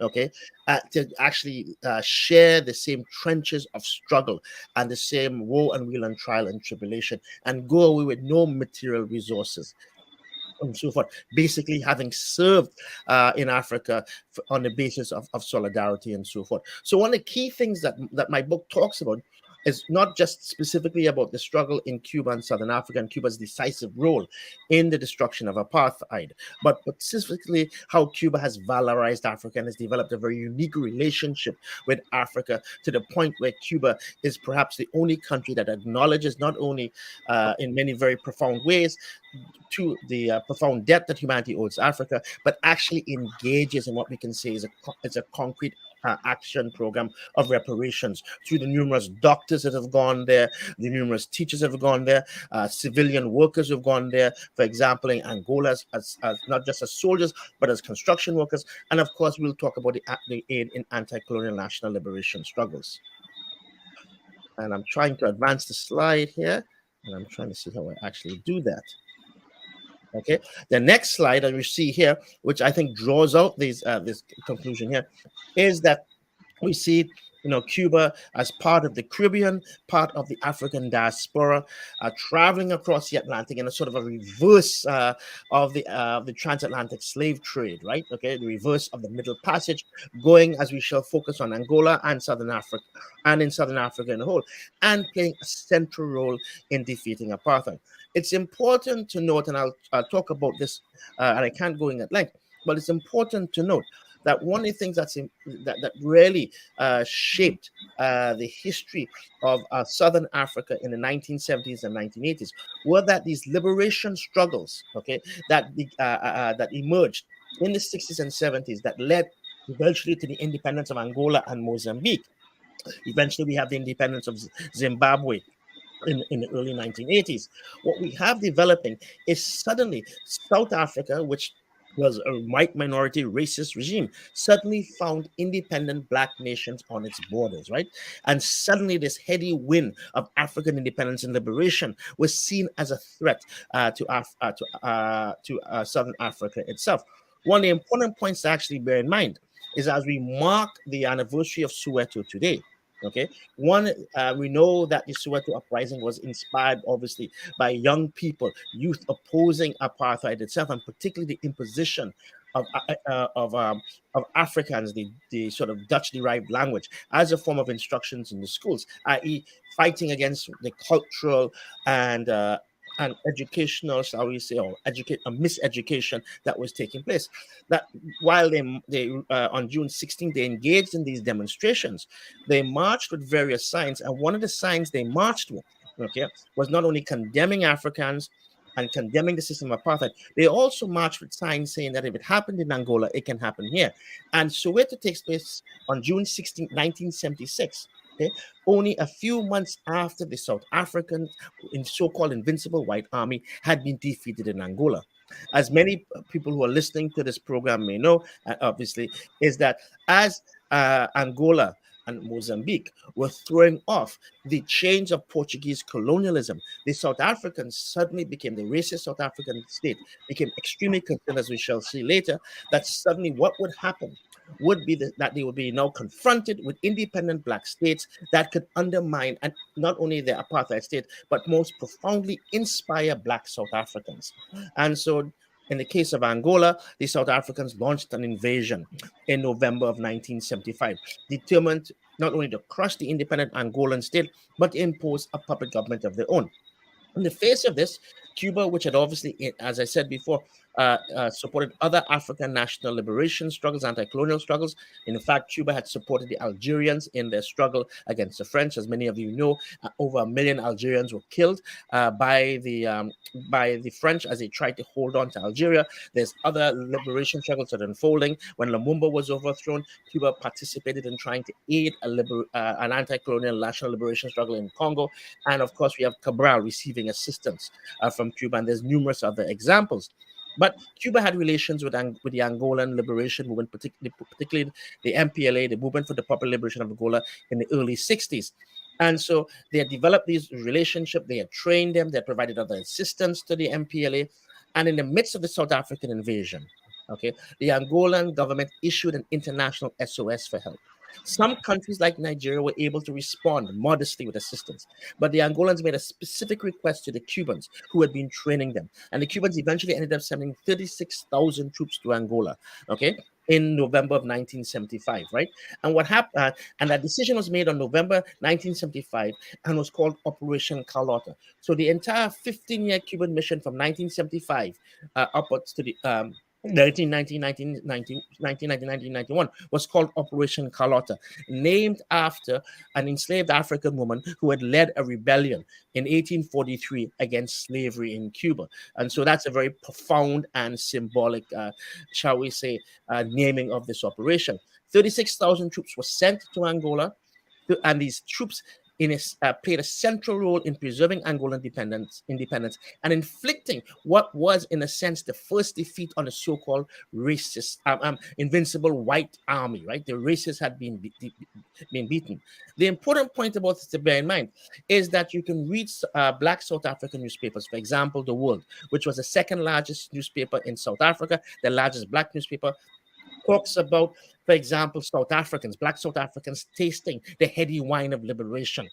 There are reports of black South Africans celebrating when the South Africans in February had to retreat back from Angola into Namibia, which was the country they had illegally occupied and treated as a de facto province. And it's important to understand that as these liberation struggles had been unfolding in the late 60s, early 70s in Angola and Mozambique, they had a significant impact in South Africa itself, as I was mentioning before. And the Black Consciousness movement, for example, led by Stephen Biko, among others, was inspired by the fact that Africans were throwing off the yoke of colonial domination. And so at the high point of the Cubans aiding the Angolans and playing such a decisive role in defeating the South African invasion, it had a significant impact in Angola itself. What happens, and I will talk about what I'm going to focus on a little bit here, is sort of an ignored story, is what South Africa does after that defeat in 1976. As I try to move forward. Oops, there we go. Yeah. So, we know about this, that Cuba being a friend of Africa. This is when Fidel Castro formally retired, we could say, in 2008. The New African, which is now a defunct magazine, which is the largest circulating Pan-African magazine. This one here, they put out this issue, Fidel Castro, Africa's Great Friend. And of course, we have Silencing the Past. Some of you may be familiar with this. Haiti was mentioned in our discussions. It's important to understand that Cubans often talk about these sort of historical parallels between the Cuban Revolution and Haiti itself. Haiti has been made to pay for the fact that not only was it the first independent Black republic in the Americas, but that it dared to defy the imperial and colonial powers by defeating them, right? They could not be defeated. And so this example had to be crushed. And that's why Accord Saint-Nazaire was imposed on the Haitians, and why Haiti and the Haitian people have been collectively punished since the triumph of the Haitian Revolution, and in 1804, the declaration of an independent Haitian Republic. The book I have here next to this magazine, I encourage everybody to read it. I can't talk in depth about it, but it's by one of the most celebrated historians of Haiti. He was Haitian himself, Michel Rolfe Truliet. And this book, which is a small book, is probably his most well-known book, called Silencing the Past. And it talks about how certain silences in history are created by those who have power, how they erase, certain parts of history and, in fact, render them non-history. It is our job to reclaim this history, and so on. I mean, it's important to understand, and I'll come later, that when it comes to this erasure of this history, there are very paradoxical things that are linked to Cuba's role in Africa. This is Fidel Castro Mandela. No need to go in this. You've seen the videos. This deep relationship that existed between them. We know, for example, that one of the things that I'm trying to one of the things that when Mandela passed away, some people were perplexed in the West why Cuba and Raul Castro was given such a prominent position as one of the few leaders who was invited to speak at Nelson Mandela's funeral. And then in the midst of speaking at the funeral, before he even spoke, when he was announced as the man who, the president of the country that helped to liberate South Africa, actually helped to liberate us, and received a tremendous applause.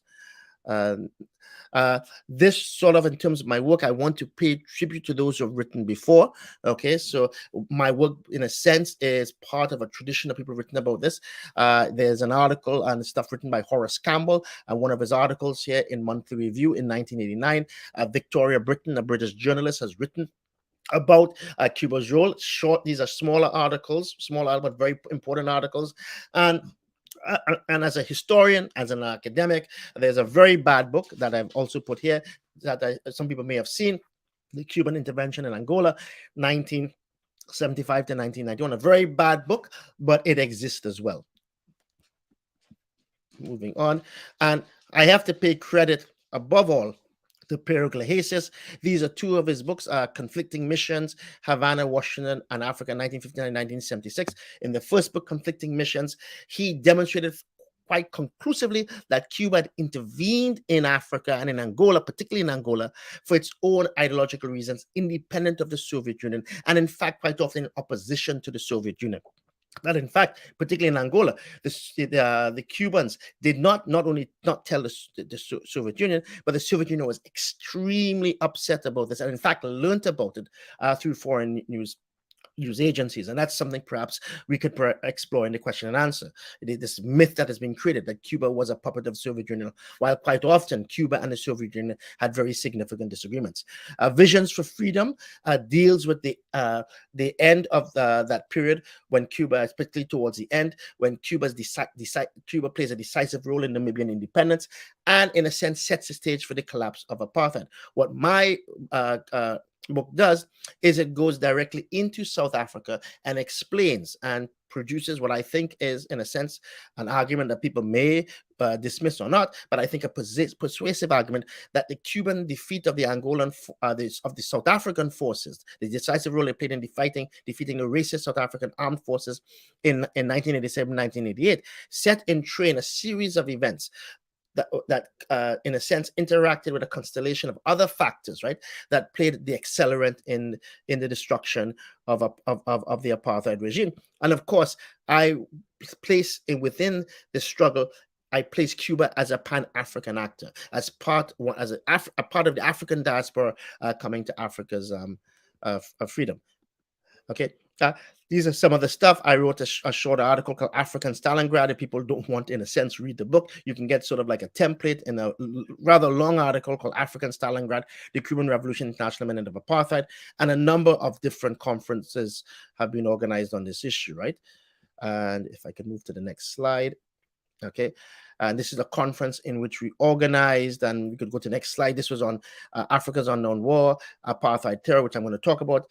And we're able to have, and in this picture, you can see them in the front. We have a top of the picture, we have Jorge Risquet, who was Cuba's chief diplomat in Africa in the 60s, 70s, 80s, and 90s.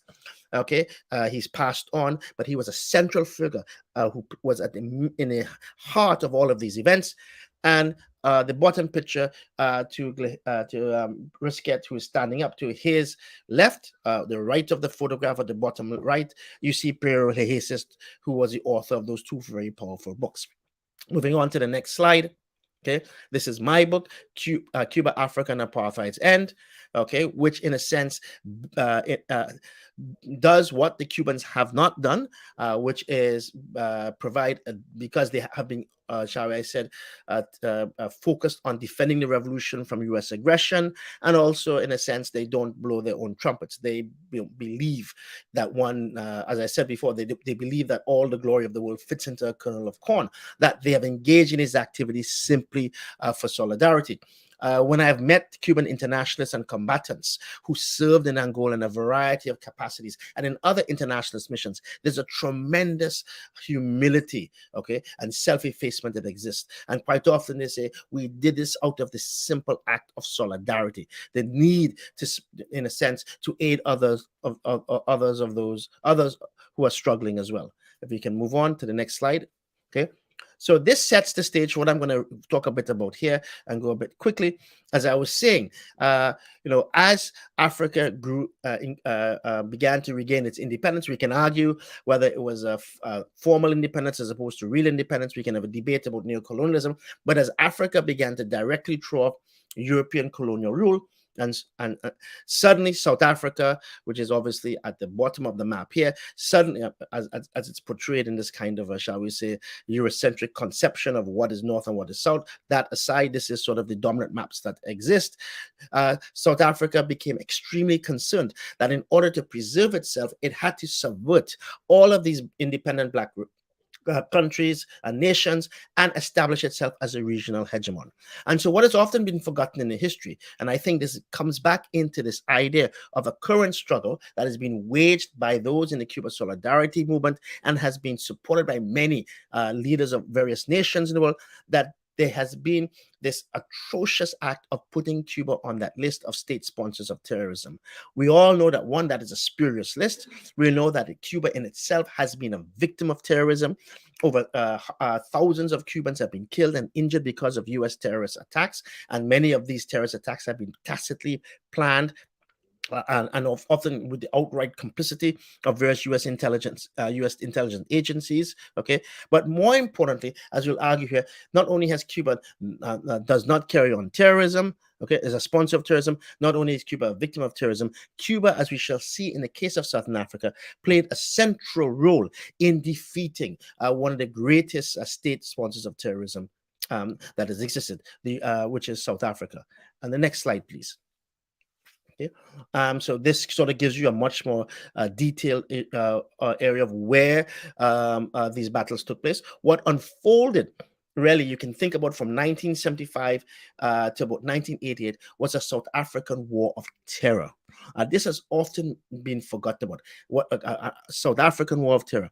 So South Africa adopted this idea, okay, that since they faced a total onslaught, and in fact they cast it as a struggle against communism, but really in many cases it was the fact that suddenly their racist white minority rule was threatened by black majority rule as these African nations began to liberate themselves. South Africa said, we're facing a total onslaught, and therefore we must develop a total strategy to face this. And that total strategy involves a reorganization of the South African apartheid state, a militarization of it. Something called the National Security Management System was created, which militarized society and placed the South African military at the height of decision making. In fact, there was an entity called the State Security Council, led by Prime Minister and then President P.W. Botha, who had been a former Minister of Defense, and dominated by the generals, right, of the South African military that made all the decisions. They weren't even accountable, not just to the South African racist parliament, which was obviously was not a democratic parliament because only black South Africans weren't allowed to vote or participate, but also it wasn't even accountable to the apartheid cabinet. It made its own decisions on its own. And so that was part of the militarization of the South African state. And of course, within that, they also waged, connected a war in Southern Africa, what they called, what has been called in the academic literature, the destabilization campaign. It really should be called South Africa's War of Terror, because, you know, they waged a whole series of terrorist attacks that cost, billions of dollars and so forth in terms of damage, but the human cost was immense. And we can move on to the next slide. Yeah, these are just some of the books that exist on this issue here. South African destabilization, the economic cost of frontline resistance to apartheid terrorism. This was a report of an eminent group of Commonwealth experts, so to speak, prominent personalities who went to South Africa. And then, obviously, in the Truth and Reconciliation Commission, as controversial as it was, okay, it has a second volume of that's dedicated just to what the South African state did outside its borders. And what's interesting, the Truth and Reconciliation Commission concluded two things. One, that the war for and against South Africa took place as much the war for and against apartheid South Africa took place as much outside the borders of South Africa than within it, and tens of thousands of more people died outside the borders of South Africa than inside South Africa in the struggle to preserve the apartheid state as it was waged by the South African armed forces. To give you just one sort of brief statistic, it is estimated that from 1981 to 1988, 1.5 million people, 825,000 of them children, were killed directly or indirectly as a result of South Africa's terrorist attacks. If we can move on to the next slide, please. Yeah, these are various pictures that sort of illustrate this. The picture here is on the left is a mass grave. This is one of two mass graves from Kasinga.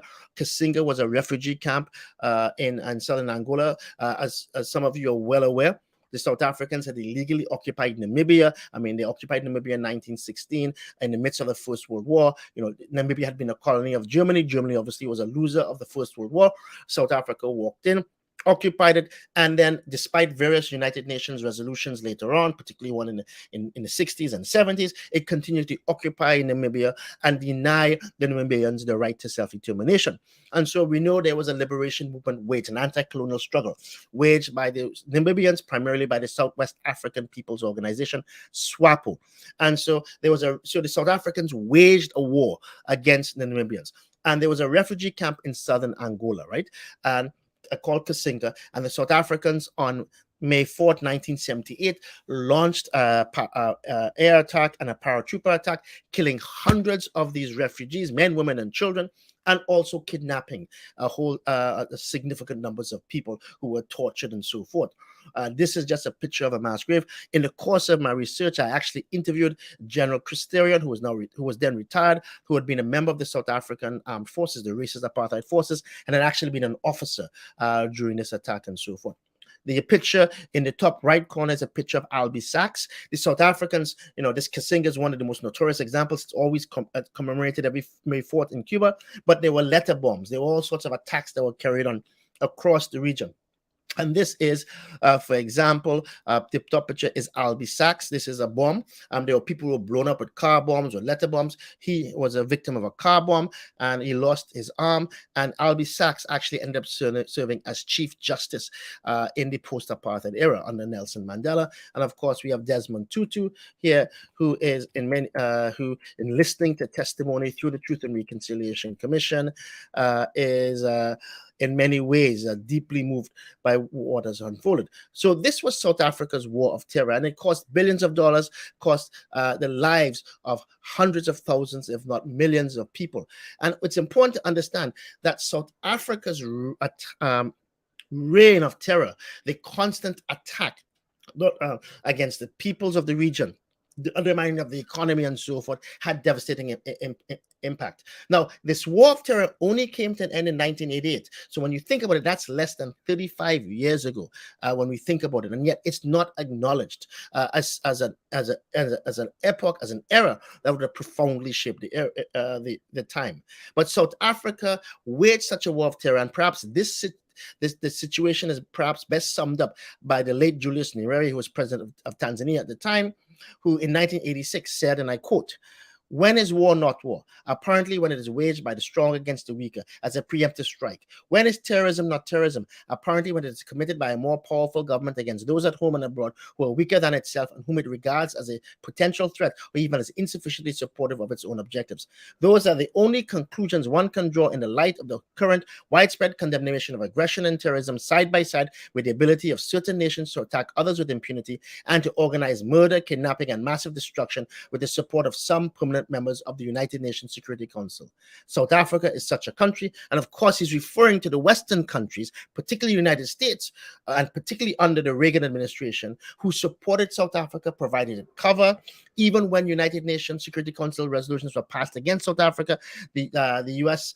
Ambassador to the United Nations would tell the South African ambassador, "Don't worry about this. We will make sure these things come to naught, and nothing emerges from these resolutions." And in fact, at one point, George Shultz, who was a Secretary of State under Reagan, described South Africa when he was talking with them as when he's meeting with the South African government, "You are an outpost of Western civilization." So terrorism against Africans for him was clearly a signpost of Western civilization. Next slide, please.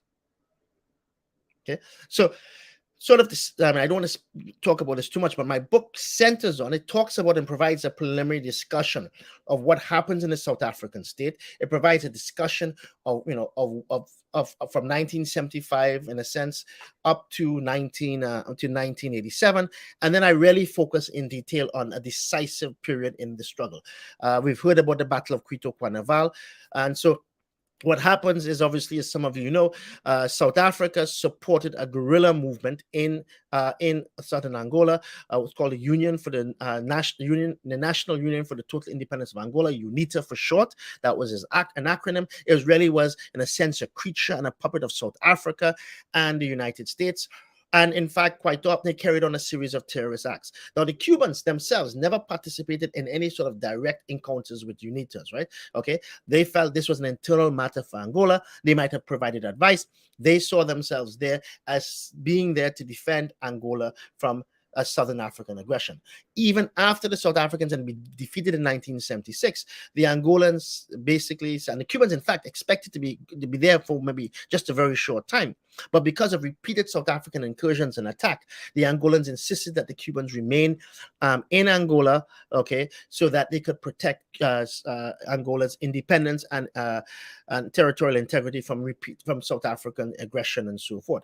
But the South Africans supported UNITA, and the goal of the South Africans, as comes out in documents, was simply at one point to make UNITA such a powerful force, to support them in such a way that they could actually declare an independent country that would cede as a separate country in southern Angola, and then this would begin the dismemberment and the undermining of Angola as an independent country. That was their goal.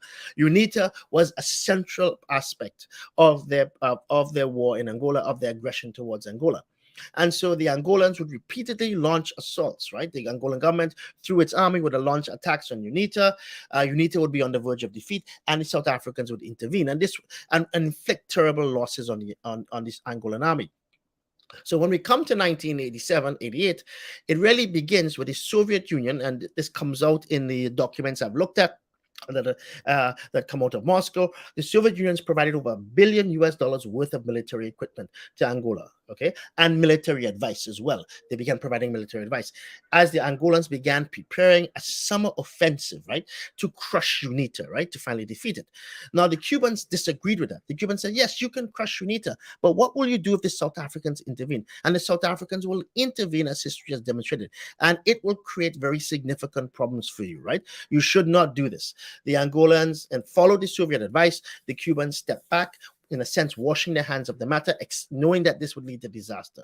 And so in August of 1987, the Angolans launched what was called Operation October Salute, because that year, 87, was going to be 70th anniversary of the Russian Revolution. And the Angolan army was on the verge of defeating UNITA, right? So the South Africans now were left with a very significant problem.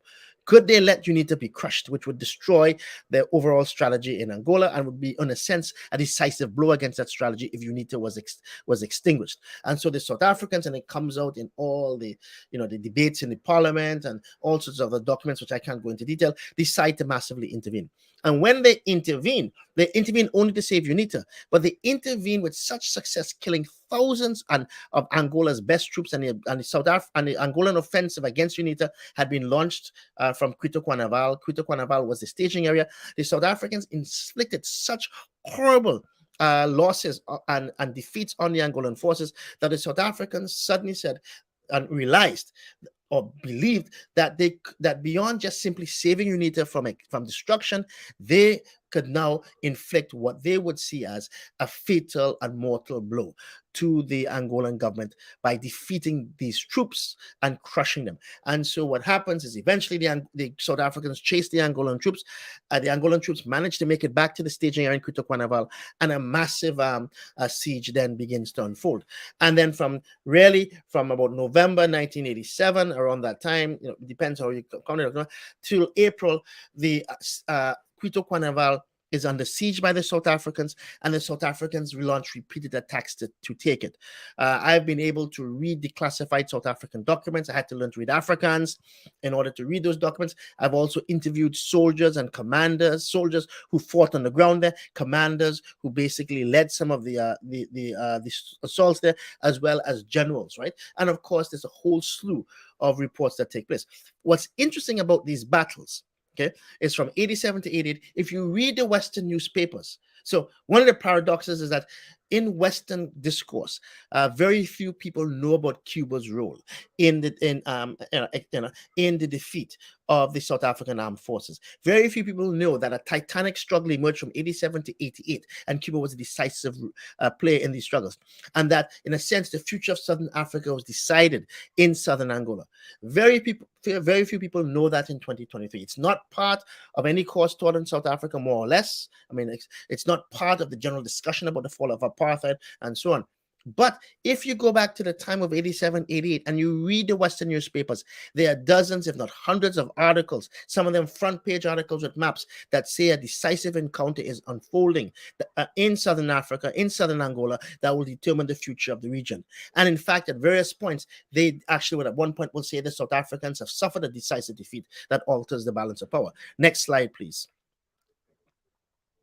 Okay, this shows some maps of where the battle settles around, where Cuito Cuanaval is, and how Cuito Cuanaval becomes this very small town, if not village, becomes the center of these titanic struggles. The important point to bear in mind is the South Africans who only intervened to save UNITA. In the first intervention really begins, I think, in September of 1987, remember correctly, intervene to save UNITA, suddenly feel an opportunity has fallen into their lap, and now attempt to crush and deliver this crushing existential blow to the Angolans and take Cuito Cuanaval, right? And so they become obsessed with taking it. At one point, the South Africans could have taken Cuito Cuanaval. The Angolans are in a really dangerous moment. It's an existential threat to Angola. And Agostinho Neto makes an appeal to Cuba to save the situation. And on November 15th, the Cuban revolutionary leadership gathers and makes a historic decision. One, that they cannot allow Angola to be defeated. They must save them. They must send enough troops to stop a decisive South African victory. But more importantly, they must use this as the opportunity once and for all to end the South African threat to Angola, to put enough troops down and more material down in Angola that will drive the South Africans out and once and for all end South Africa's threat to Angola and in independence and territorial integrity. So more than 50,000 Cuban troops end up in Angola eventually, with close to 1,000 tanks being deployed. And Cuba also deploys some of its best aircraft. In fact, most of its best aircraft, anti-aircraft systems are deployed. And at one point, Fidel Castro himself says that, the Cuban Revolution's existence was at stake, because think of it, Cuba was sending its best, it sent one of its best brigades to Angola. It sent most of its tanks, its best planes, its anti-aircraft defenses. And this is in the midst of the Reagan administration, which had invaded Grenada in 1983. We've heard this is going to be the 40th anniversary coming up in October of the invasion of Grenada and the overthrow and defeat of the Grenadian Revolution. And we know the events, the sad events that precipitated this and created a pretext, in a sense, for U.S. intervention. But the U.S. was planning to crush Grenada long before those sad and tragic events had unfolded. But Cuba in 88, and of course in 89, this was under Bush. We have the invasion, who was Reagan's vice president, the invasion of Panama. So Cuba took a very profound risk, in the face of such an aggressive United States presidential regime at that time. Also, it's important to understand that, of course, if Cuba had suffered a defeat in Angola, it would have had very serious moral repercussions in Cuba itself in terms of morale. And so there was a question I was asked, and I talk about it in the book. It seems kind of bizarre that someone like Fidel Castro could have played such a tremendous and directing role from Havana in Angola. But Fidel Castro began to spend most of his time focusing on this battle because of the stakes. In fact, there was sort of like a whole three-dimensional model that was created, right, of Quito Cuanavale and the surrounding area, so that the Cuban leadership, particularly Fidel Castro, could more deeply understand what was unfolding at that time, because the stakes were so high. Next map, please. Next slide, please. This is you can go through that. This is a mass grave, and I mentioned this before, and it probably could have come earlier. This is a mass grave of Angolan soldiers, right? When the South Africans intervened in September of '87, thousands of Angolan soldiers were killed, and many of them were buried in mass graves. And this is a picture of one of these mass graves that you can still find today. Next slide, please.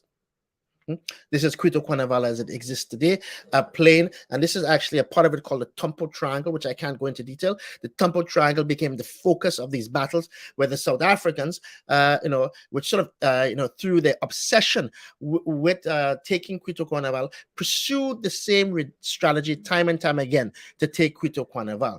What's important to understand, and if you is that the strategy that Fidel Castro adopted when he said we must, in a sense, not only stop the Angolan state and its military from collapse, but we must also put enough force and material to, in a sense, deliver a decisive blow to end once and for all South Africa's threat to Angolan independence and territorial integrity.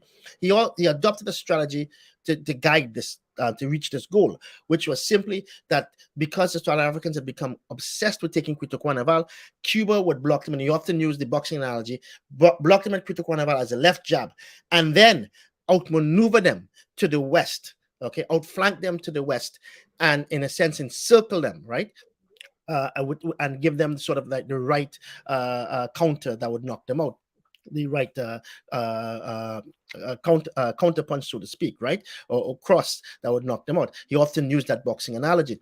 And so what happens is that Angola, as the South African armed forces, the racist armed forces, became focused on Quito Cuanavale, Cuba, unbeknownst to the South Africans, mobilized there was a significant force, right, and encompassing 30,000 Angolan, so 40,000 Cuban troops, 30,000 Angolan troops, SWAPO troops, and other troops as well, and they completely outflanked and outcircled the South Africans and completely altered the strategic balance of power.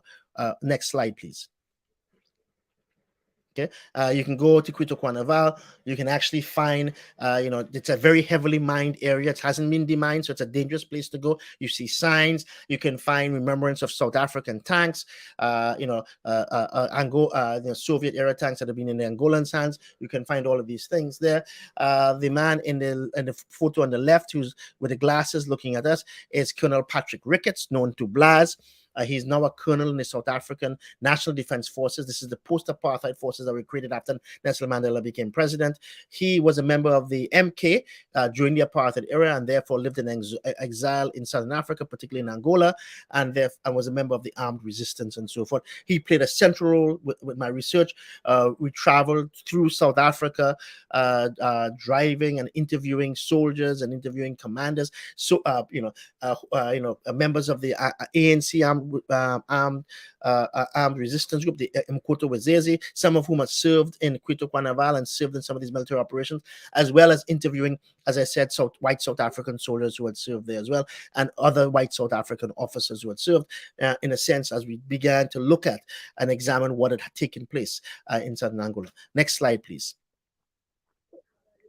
Okay, and you can see, holding up the remnants of there's a soldier. There's actually on the right slide. That's actually the soul that we think people think was the soul of a South African soldier. One of the things I can't go into here, I don't have the time, is the South Africans. They covered up the number of dead, particularly the number of white dead that they suffered in Angola, and particularly in 87, 88. And I've been able in my book actually to actually demonstrate that much more white South Africans died than the government would admit. Next slide, please. Okay. And so this map here sort of indicates that you see Quito Carnival. The South Africans became obsessed on it, and the arrows indicate how the Cubans outmaneuvered them. And you see them driving to the Namibian border, and suddenly the South Africans were in danger of being completely encircled. The entire military balance of power had been changed, but more importantly, the military balance of power had a fundamental impact on the balance of power in the region. Right, at one stage, the United States had adopted a policy of constructive engagement, i.e., there's a international call that South Africa should allow Namibia to be independent and should end its occupation of Namibia, and the United States cynically linked that, well, we'll allow that, but the Cubans must come out at the same time, right? And so when negotiations were going on and so forth, and my book documents how the negotiations and the tenor of the negotiations changed, right? As the military situation changed on the ground. Peregrinations does that as well. In a very powerful way as well. And what happens is the military situation altered the negotiations, leading to the South Africans having to make tremendous concessions, and in a sense altered the balance of power in the region in such a way that the apartheid regime, in a sense, was now put on the defensive and in fact began to crumble. Next slide, please. Okay, the Cubans gained air supremacy and air superiority. So here you see a Cuban MiG, and on the left, this is there are various interpretations of it. Some people interpret as the MiGs broke my heart. This is scrawled by a South African soldier. Generally speaking, there's all sorts of indications that the morale of South African soldiers and white South Africans themselves began to decline. And my book documents the decline and the deterioration of the morale of South African soldiers through poems they wrote, songs they sang, desertions, the anti-conscription campaign, also to the impact on white South Africans themselves. Is actually, as you'll see later on, white mothers began to protest the war and also protest service in the army and conscription. Next slide, please. Okay. These are just some documents. These are declassified documents. So I made a Freedom of Information Access, what exists in South Africa. Colonel Ricketts and I actually together made one. And these are documents in Afrikaans at the highest levels of this decision-making of the apartheid state. And these documents talk about, for example, make reference that, we can't continue to fight this war anymore. It will cost too much in terms of lives we will lose, and in terms of the cost of fighting this war and waging it now is unsustainable economically speaking, because we can't replace our planes that have been shot down. We can't replace our military equipment, because at this time the sanctions were they play a very significant role. And so in many ways the defeat in Angola exacerbated some of the economic contradictions in the apartheid state. Now, one point, and I know I'm going on at length here, but I think it's important to note one important point here as well, is that at the time of Quito Carnival, right, and the repulsing of the South Africans, and at the time that the South Africans the Cubans outmaneuvered the South Africans, there was a meeting of the foreign ministers of the non-aligned movement in Havana, and Fidel Castro gives a very prescient and very profound speech. He says, "Listen, we've beaten the South Africans, right? And he talks about it. We've defeated the so-called invincible white army, right? But we don't want to achieve victory on the ground. We want to achieve it at the negotiation table, right? And there's lots of instances where the Cubans could have inflicted serious casualties on the South Africans, but they refrained from doing that simply because they wanted to limit the amount of bloodshed, and also because they wanted to protect their own troops. And I should also add here as well that my book looks at whether South Africa would have used some of the nuclear weapons it has, and has a detailed discussion of the South African nuclear program and how they would have used bombs, right? And interviews with generals who talked to me about the debates that took place at the highest levels about when and how and if to use nuclear weapons and so on, right? And so when Fidel Castro talks about deploying Cuban troops in southern Angola, also with the idea that they had to be space in case the South Africans were to use nuclear weapons. It's not a fantasy. It's not far-fetched. It was something, in a sense, that they had to do when especially in light, as we discovered some of the discussions that were taking place in the South African leadership. What's important when Fidel Castro's speech to the non-aligned foreign ministers was he says at one point, as I said, we don't want to achieve victory on the ground, we want to achieve it at a negotiating table. And he says the South Africans are too weak, right? They can't wage a war outside of the borders of South Africa, and they can't control, the black population in the townships, because at this stage, the South Africans was deploying not just police, but the army in the townships. And at one stage, in the State Security Council meetings, where the highest decision-making body with P.W. Botha, a general says that we can fight on the border, i.e. outside of South Africa, or we can fight in the townships, but we can't do both. We no longer have the capability to do that. And in a sense, that's a sign of how the apartheid state, in a sense, had reached, a clear moment where it did not have the power to preserve itself, and so forth. My book sort of details why Botha fell from power, why his supposedly designated successor, Magnus Malan, was defense minister under him, was relegated and eventually becomes a political non-entity, and it sort of documents how the military reversals in Angola led to the displacement of the South African military from decision making, leading to those people coming forward who would attempt to make concessions, right? Okay, and try and preserve apartheid by other means, right? Shall we move on? But in a sense, once the military was displaced from power, it opened up not only for the release of people like Walter Sisulu and other ANC political prisoners, but men such as Nelson Mandela. And in Mandela's speech when he was in Cuba, he says, it was because of the defeat of the South African armed forces at Quito Carnival that I am here today, that I am free. Next slide, please. Okay, these are just some things. So here you have this is on the left. It's from the Weekly Mail, now known as the Mail and Guardian in South Africa. At the time, the Weekly Mail was the largest white newspaper in South Africa, largest newspaper in South Africa. And what happens is when South Africa is defeated, at Quito Carnival, when it's outmaneuvered on the frontier and it's forced to retreat from Angola into Namibia, and the balance of power, military power is transformed in the region, and therefore political power, South Africa is forced to sign a series of accords, agreements, right? What we call the New York agreements or the tripartite agreements. We're coming up to the 35th anniversary of the signing of those agreements the United Nations in New York on December 22nd of 1988. This will be the 35th anniversary. South Africa is forced to concede Namibian independence, forced to concede, in a sense, elections that will lead to the victory of SWAPO, which everybody knew would happen. And so this is a cartoon here, editorial cartoon, Weekly Mail, that we have on one side.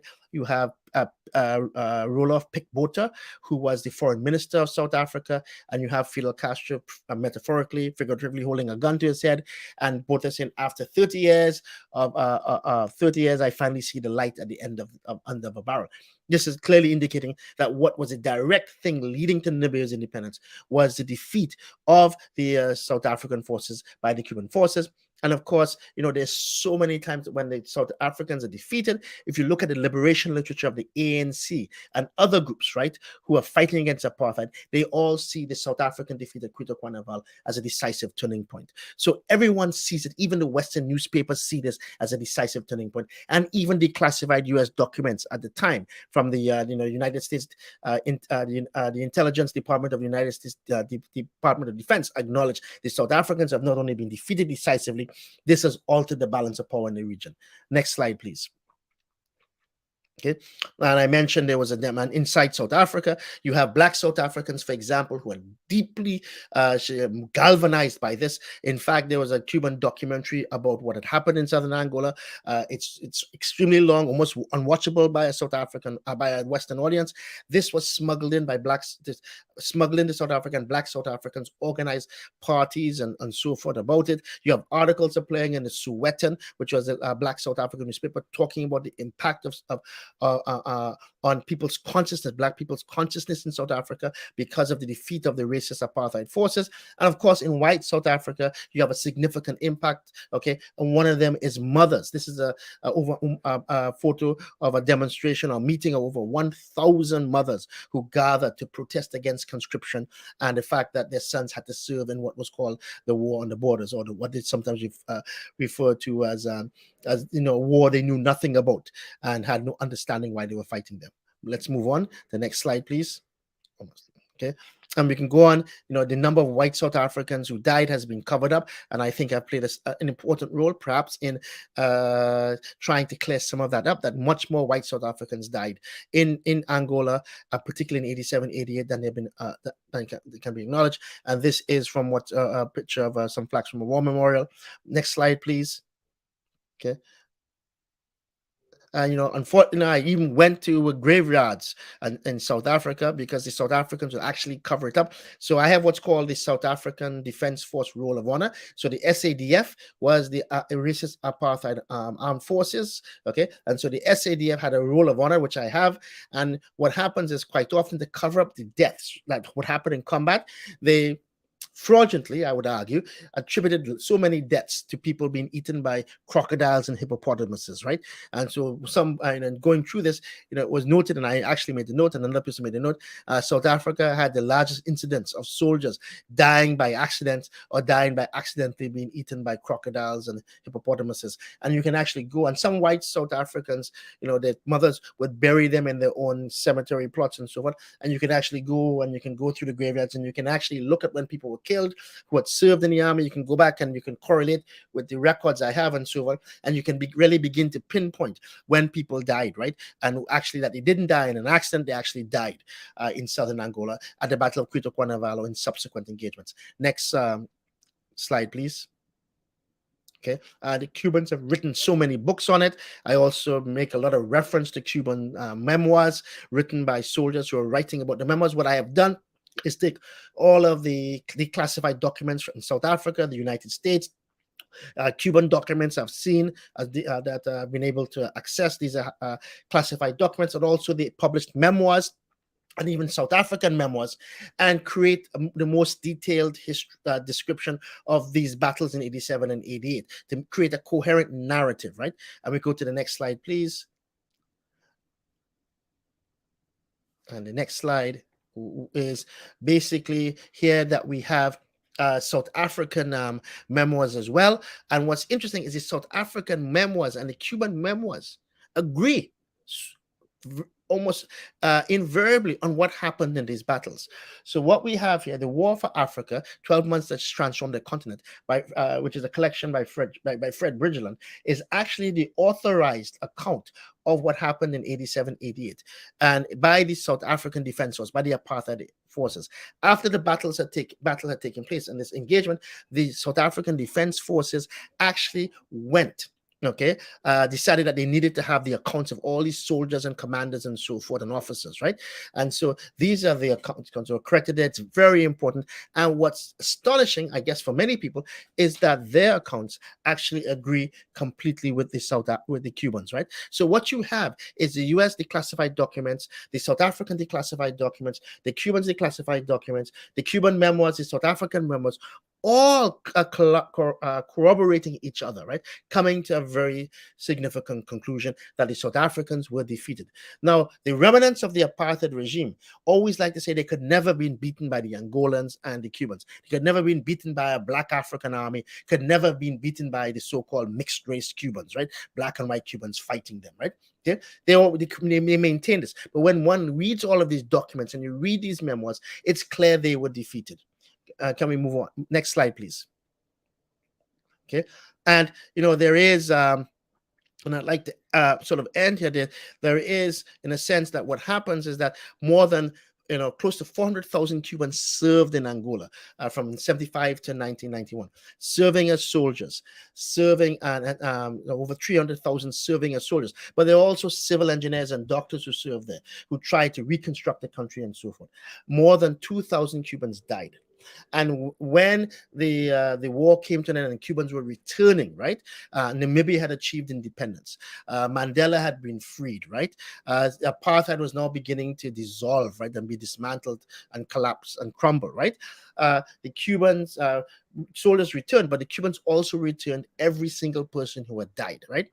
And just as we had begun with a quote by Amilcar Cabral about, I don't believe in life after death, but our forefathers would be rejoicing to see our children returning who had been slaves to help liberate Africa. Okay, here we have a comment that was made, beautiful observation by an African elder, okay, which I think is the appropriate way to end my presentation. I don't think anything perhaps sums up what Cuba has done for Africa, what Cuba has meant to Africa, and how Africa is not only part of Cuba, but Cuba is part of Africa, than this quote from an African elder.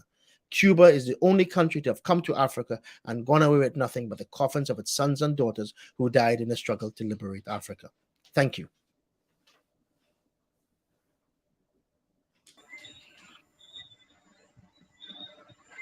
Thank you, Isaac, and for this, well, I don't have words, but the only thing I could say at this stage is that we have gotten a taste of what this book is about. I encourage everyone to go on to Amazon and all the many other places that the book is available for sale and get themselves a copy. Everyone should have a copy. I mean, what you have just explained, it actually sums up why today is a fleeting time. Yeah, and Marlene, if I may be allowed, and I forgot, I should have actually I had another slide on this. I forgot I'd added another slide. There is a very important project in Cuba now called Caribuna, the Cuba-Angola Historical Memory Project. It's about, because what happens is, this war, for many people, when I teach courses on Cuba, I teach courses on African history.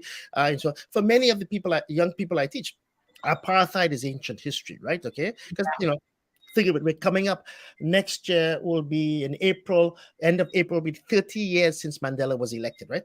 And so even in Cuba, even though they have all these documentaries and they have these memoirs, what they're doing now is this historical memory project where they're interviewing the Cuban veterans who served there, not only the soldiers, but the people who served as nurses, as construction workers, as teachers and so forth, as doctors, right? They're being interviewed. Okay. And also they have the grandchildren interviewing their grandparents as well, right? So it's called Caribuna. It's a memory project. It's been run by Kenya Serrano, who some of you remember was a former president of ECAP. Is now a dean at the University of Havana. She's working with a lot of different communities, and this is a project. I think that I think would be great for us to support. They need money in order to have a beautiful building, to renovate it. They need money for equipment. As we know, it's very difficult. Cuba is going through a difficult economic time because of the increased U.S. economic aggression.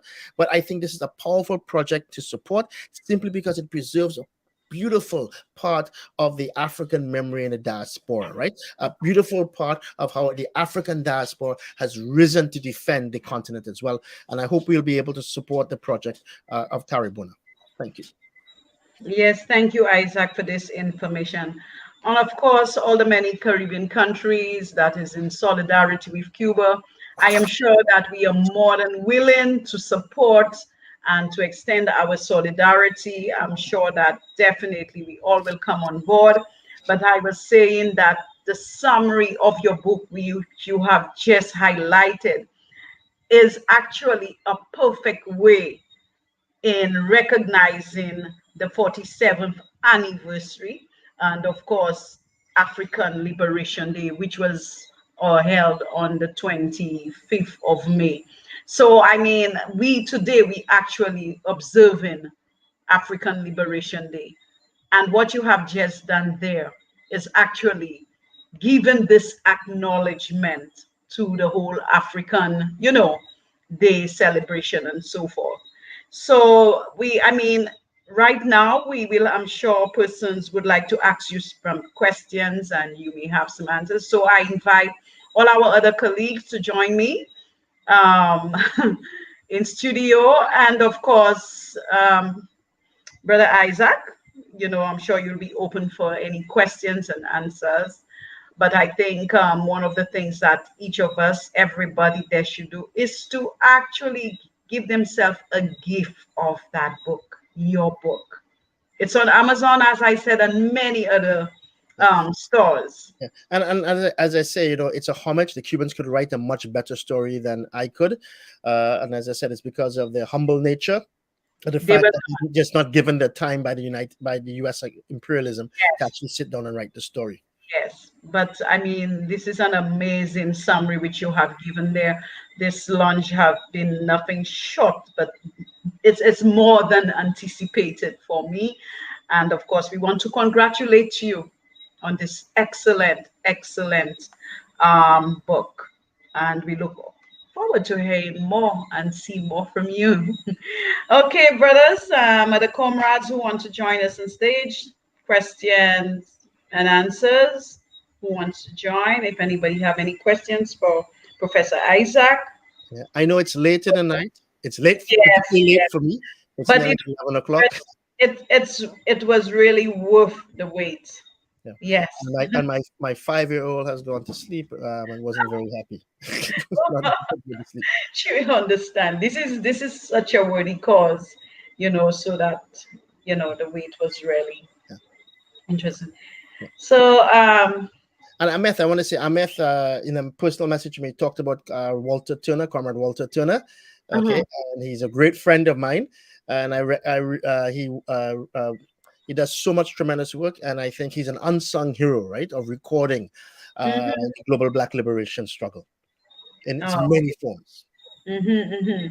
Yes, a good, definitely. Absolutely. See? Yeah.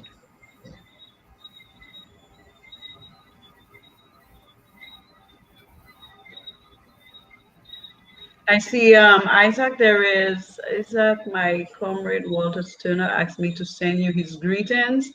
Isaac, Amif said, comrade Walter. Okay. Okay, no questions have come in. I guess it was such a fabulous illustration and book launch that, it was well explained. What more could we ask for? There's a lot. So my camera just went off, but I'll also add there's a lot of stuff that's been written now. About. I mean, I've focused a lot on Cuba and Africa, but there's also the civilian civilian missions. But there's also the deep historical and cultural connections that tie Cuba to Africa. Yes, definitely. Called Cuba and Africa, 1959 to 1994, an alternative Atlantic history, and it's not focused on the liberation. It's focused on these historical, these cultural, these spiritual connections, right, that exist, right? And so the connection of Cuba and its commitment to Africa is so profound. And I know we're late at night, but when you think of that, in 1966, Fidel Castro tells Abraham Cabral, Cuba is Africa. And then he formally declares in 75, 76 that Cuba is a Latin African nation, right? And then, of course, one of the important points here to bear in mind is that Cuba's engagement, and I make this point in a short piece, I'm writing a book now called Race and Revolution, Lessons from Cuba. And it also opens up the space for Cuba to have its own discussion, right, about issues. So in the earlier documentary, you had Bill Fletcher say, Cuba has done so much against racism. So Cuba has done more than any country I'd claim in the Latin American field to combat racial inequality, racism. But they're still dealing with this issue, right? And Fidel Castro in 1986 acknowledged that there was still tremendous work to be done. You have to actively intervene, right? And there's now an official commission at the highest levels of the Cuban government, led by current Cuban President Miguel Diaz-Canel, to discuss issues of racism, racial discrimination, and racial inequality, right?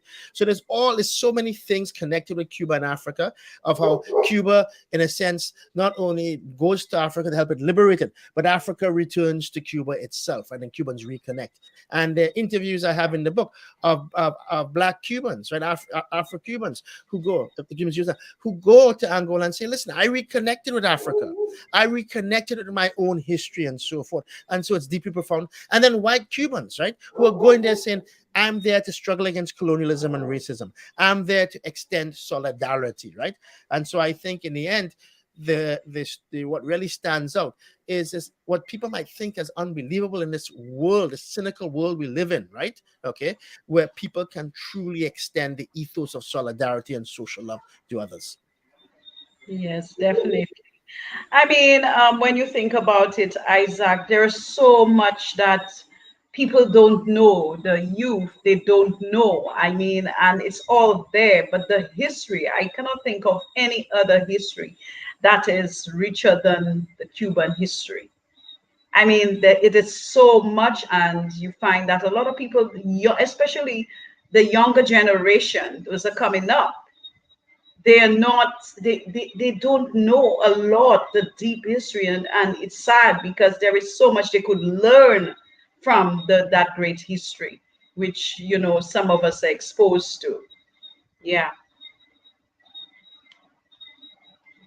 So, Isaac, as I said, I guess it's late, but we do apologize for the lateness.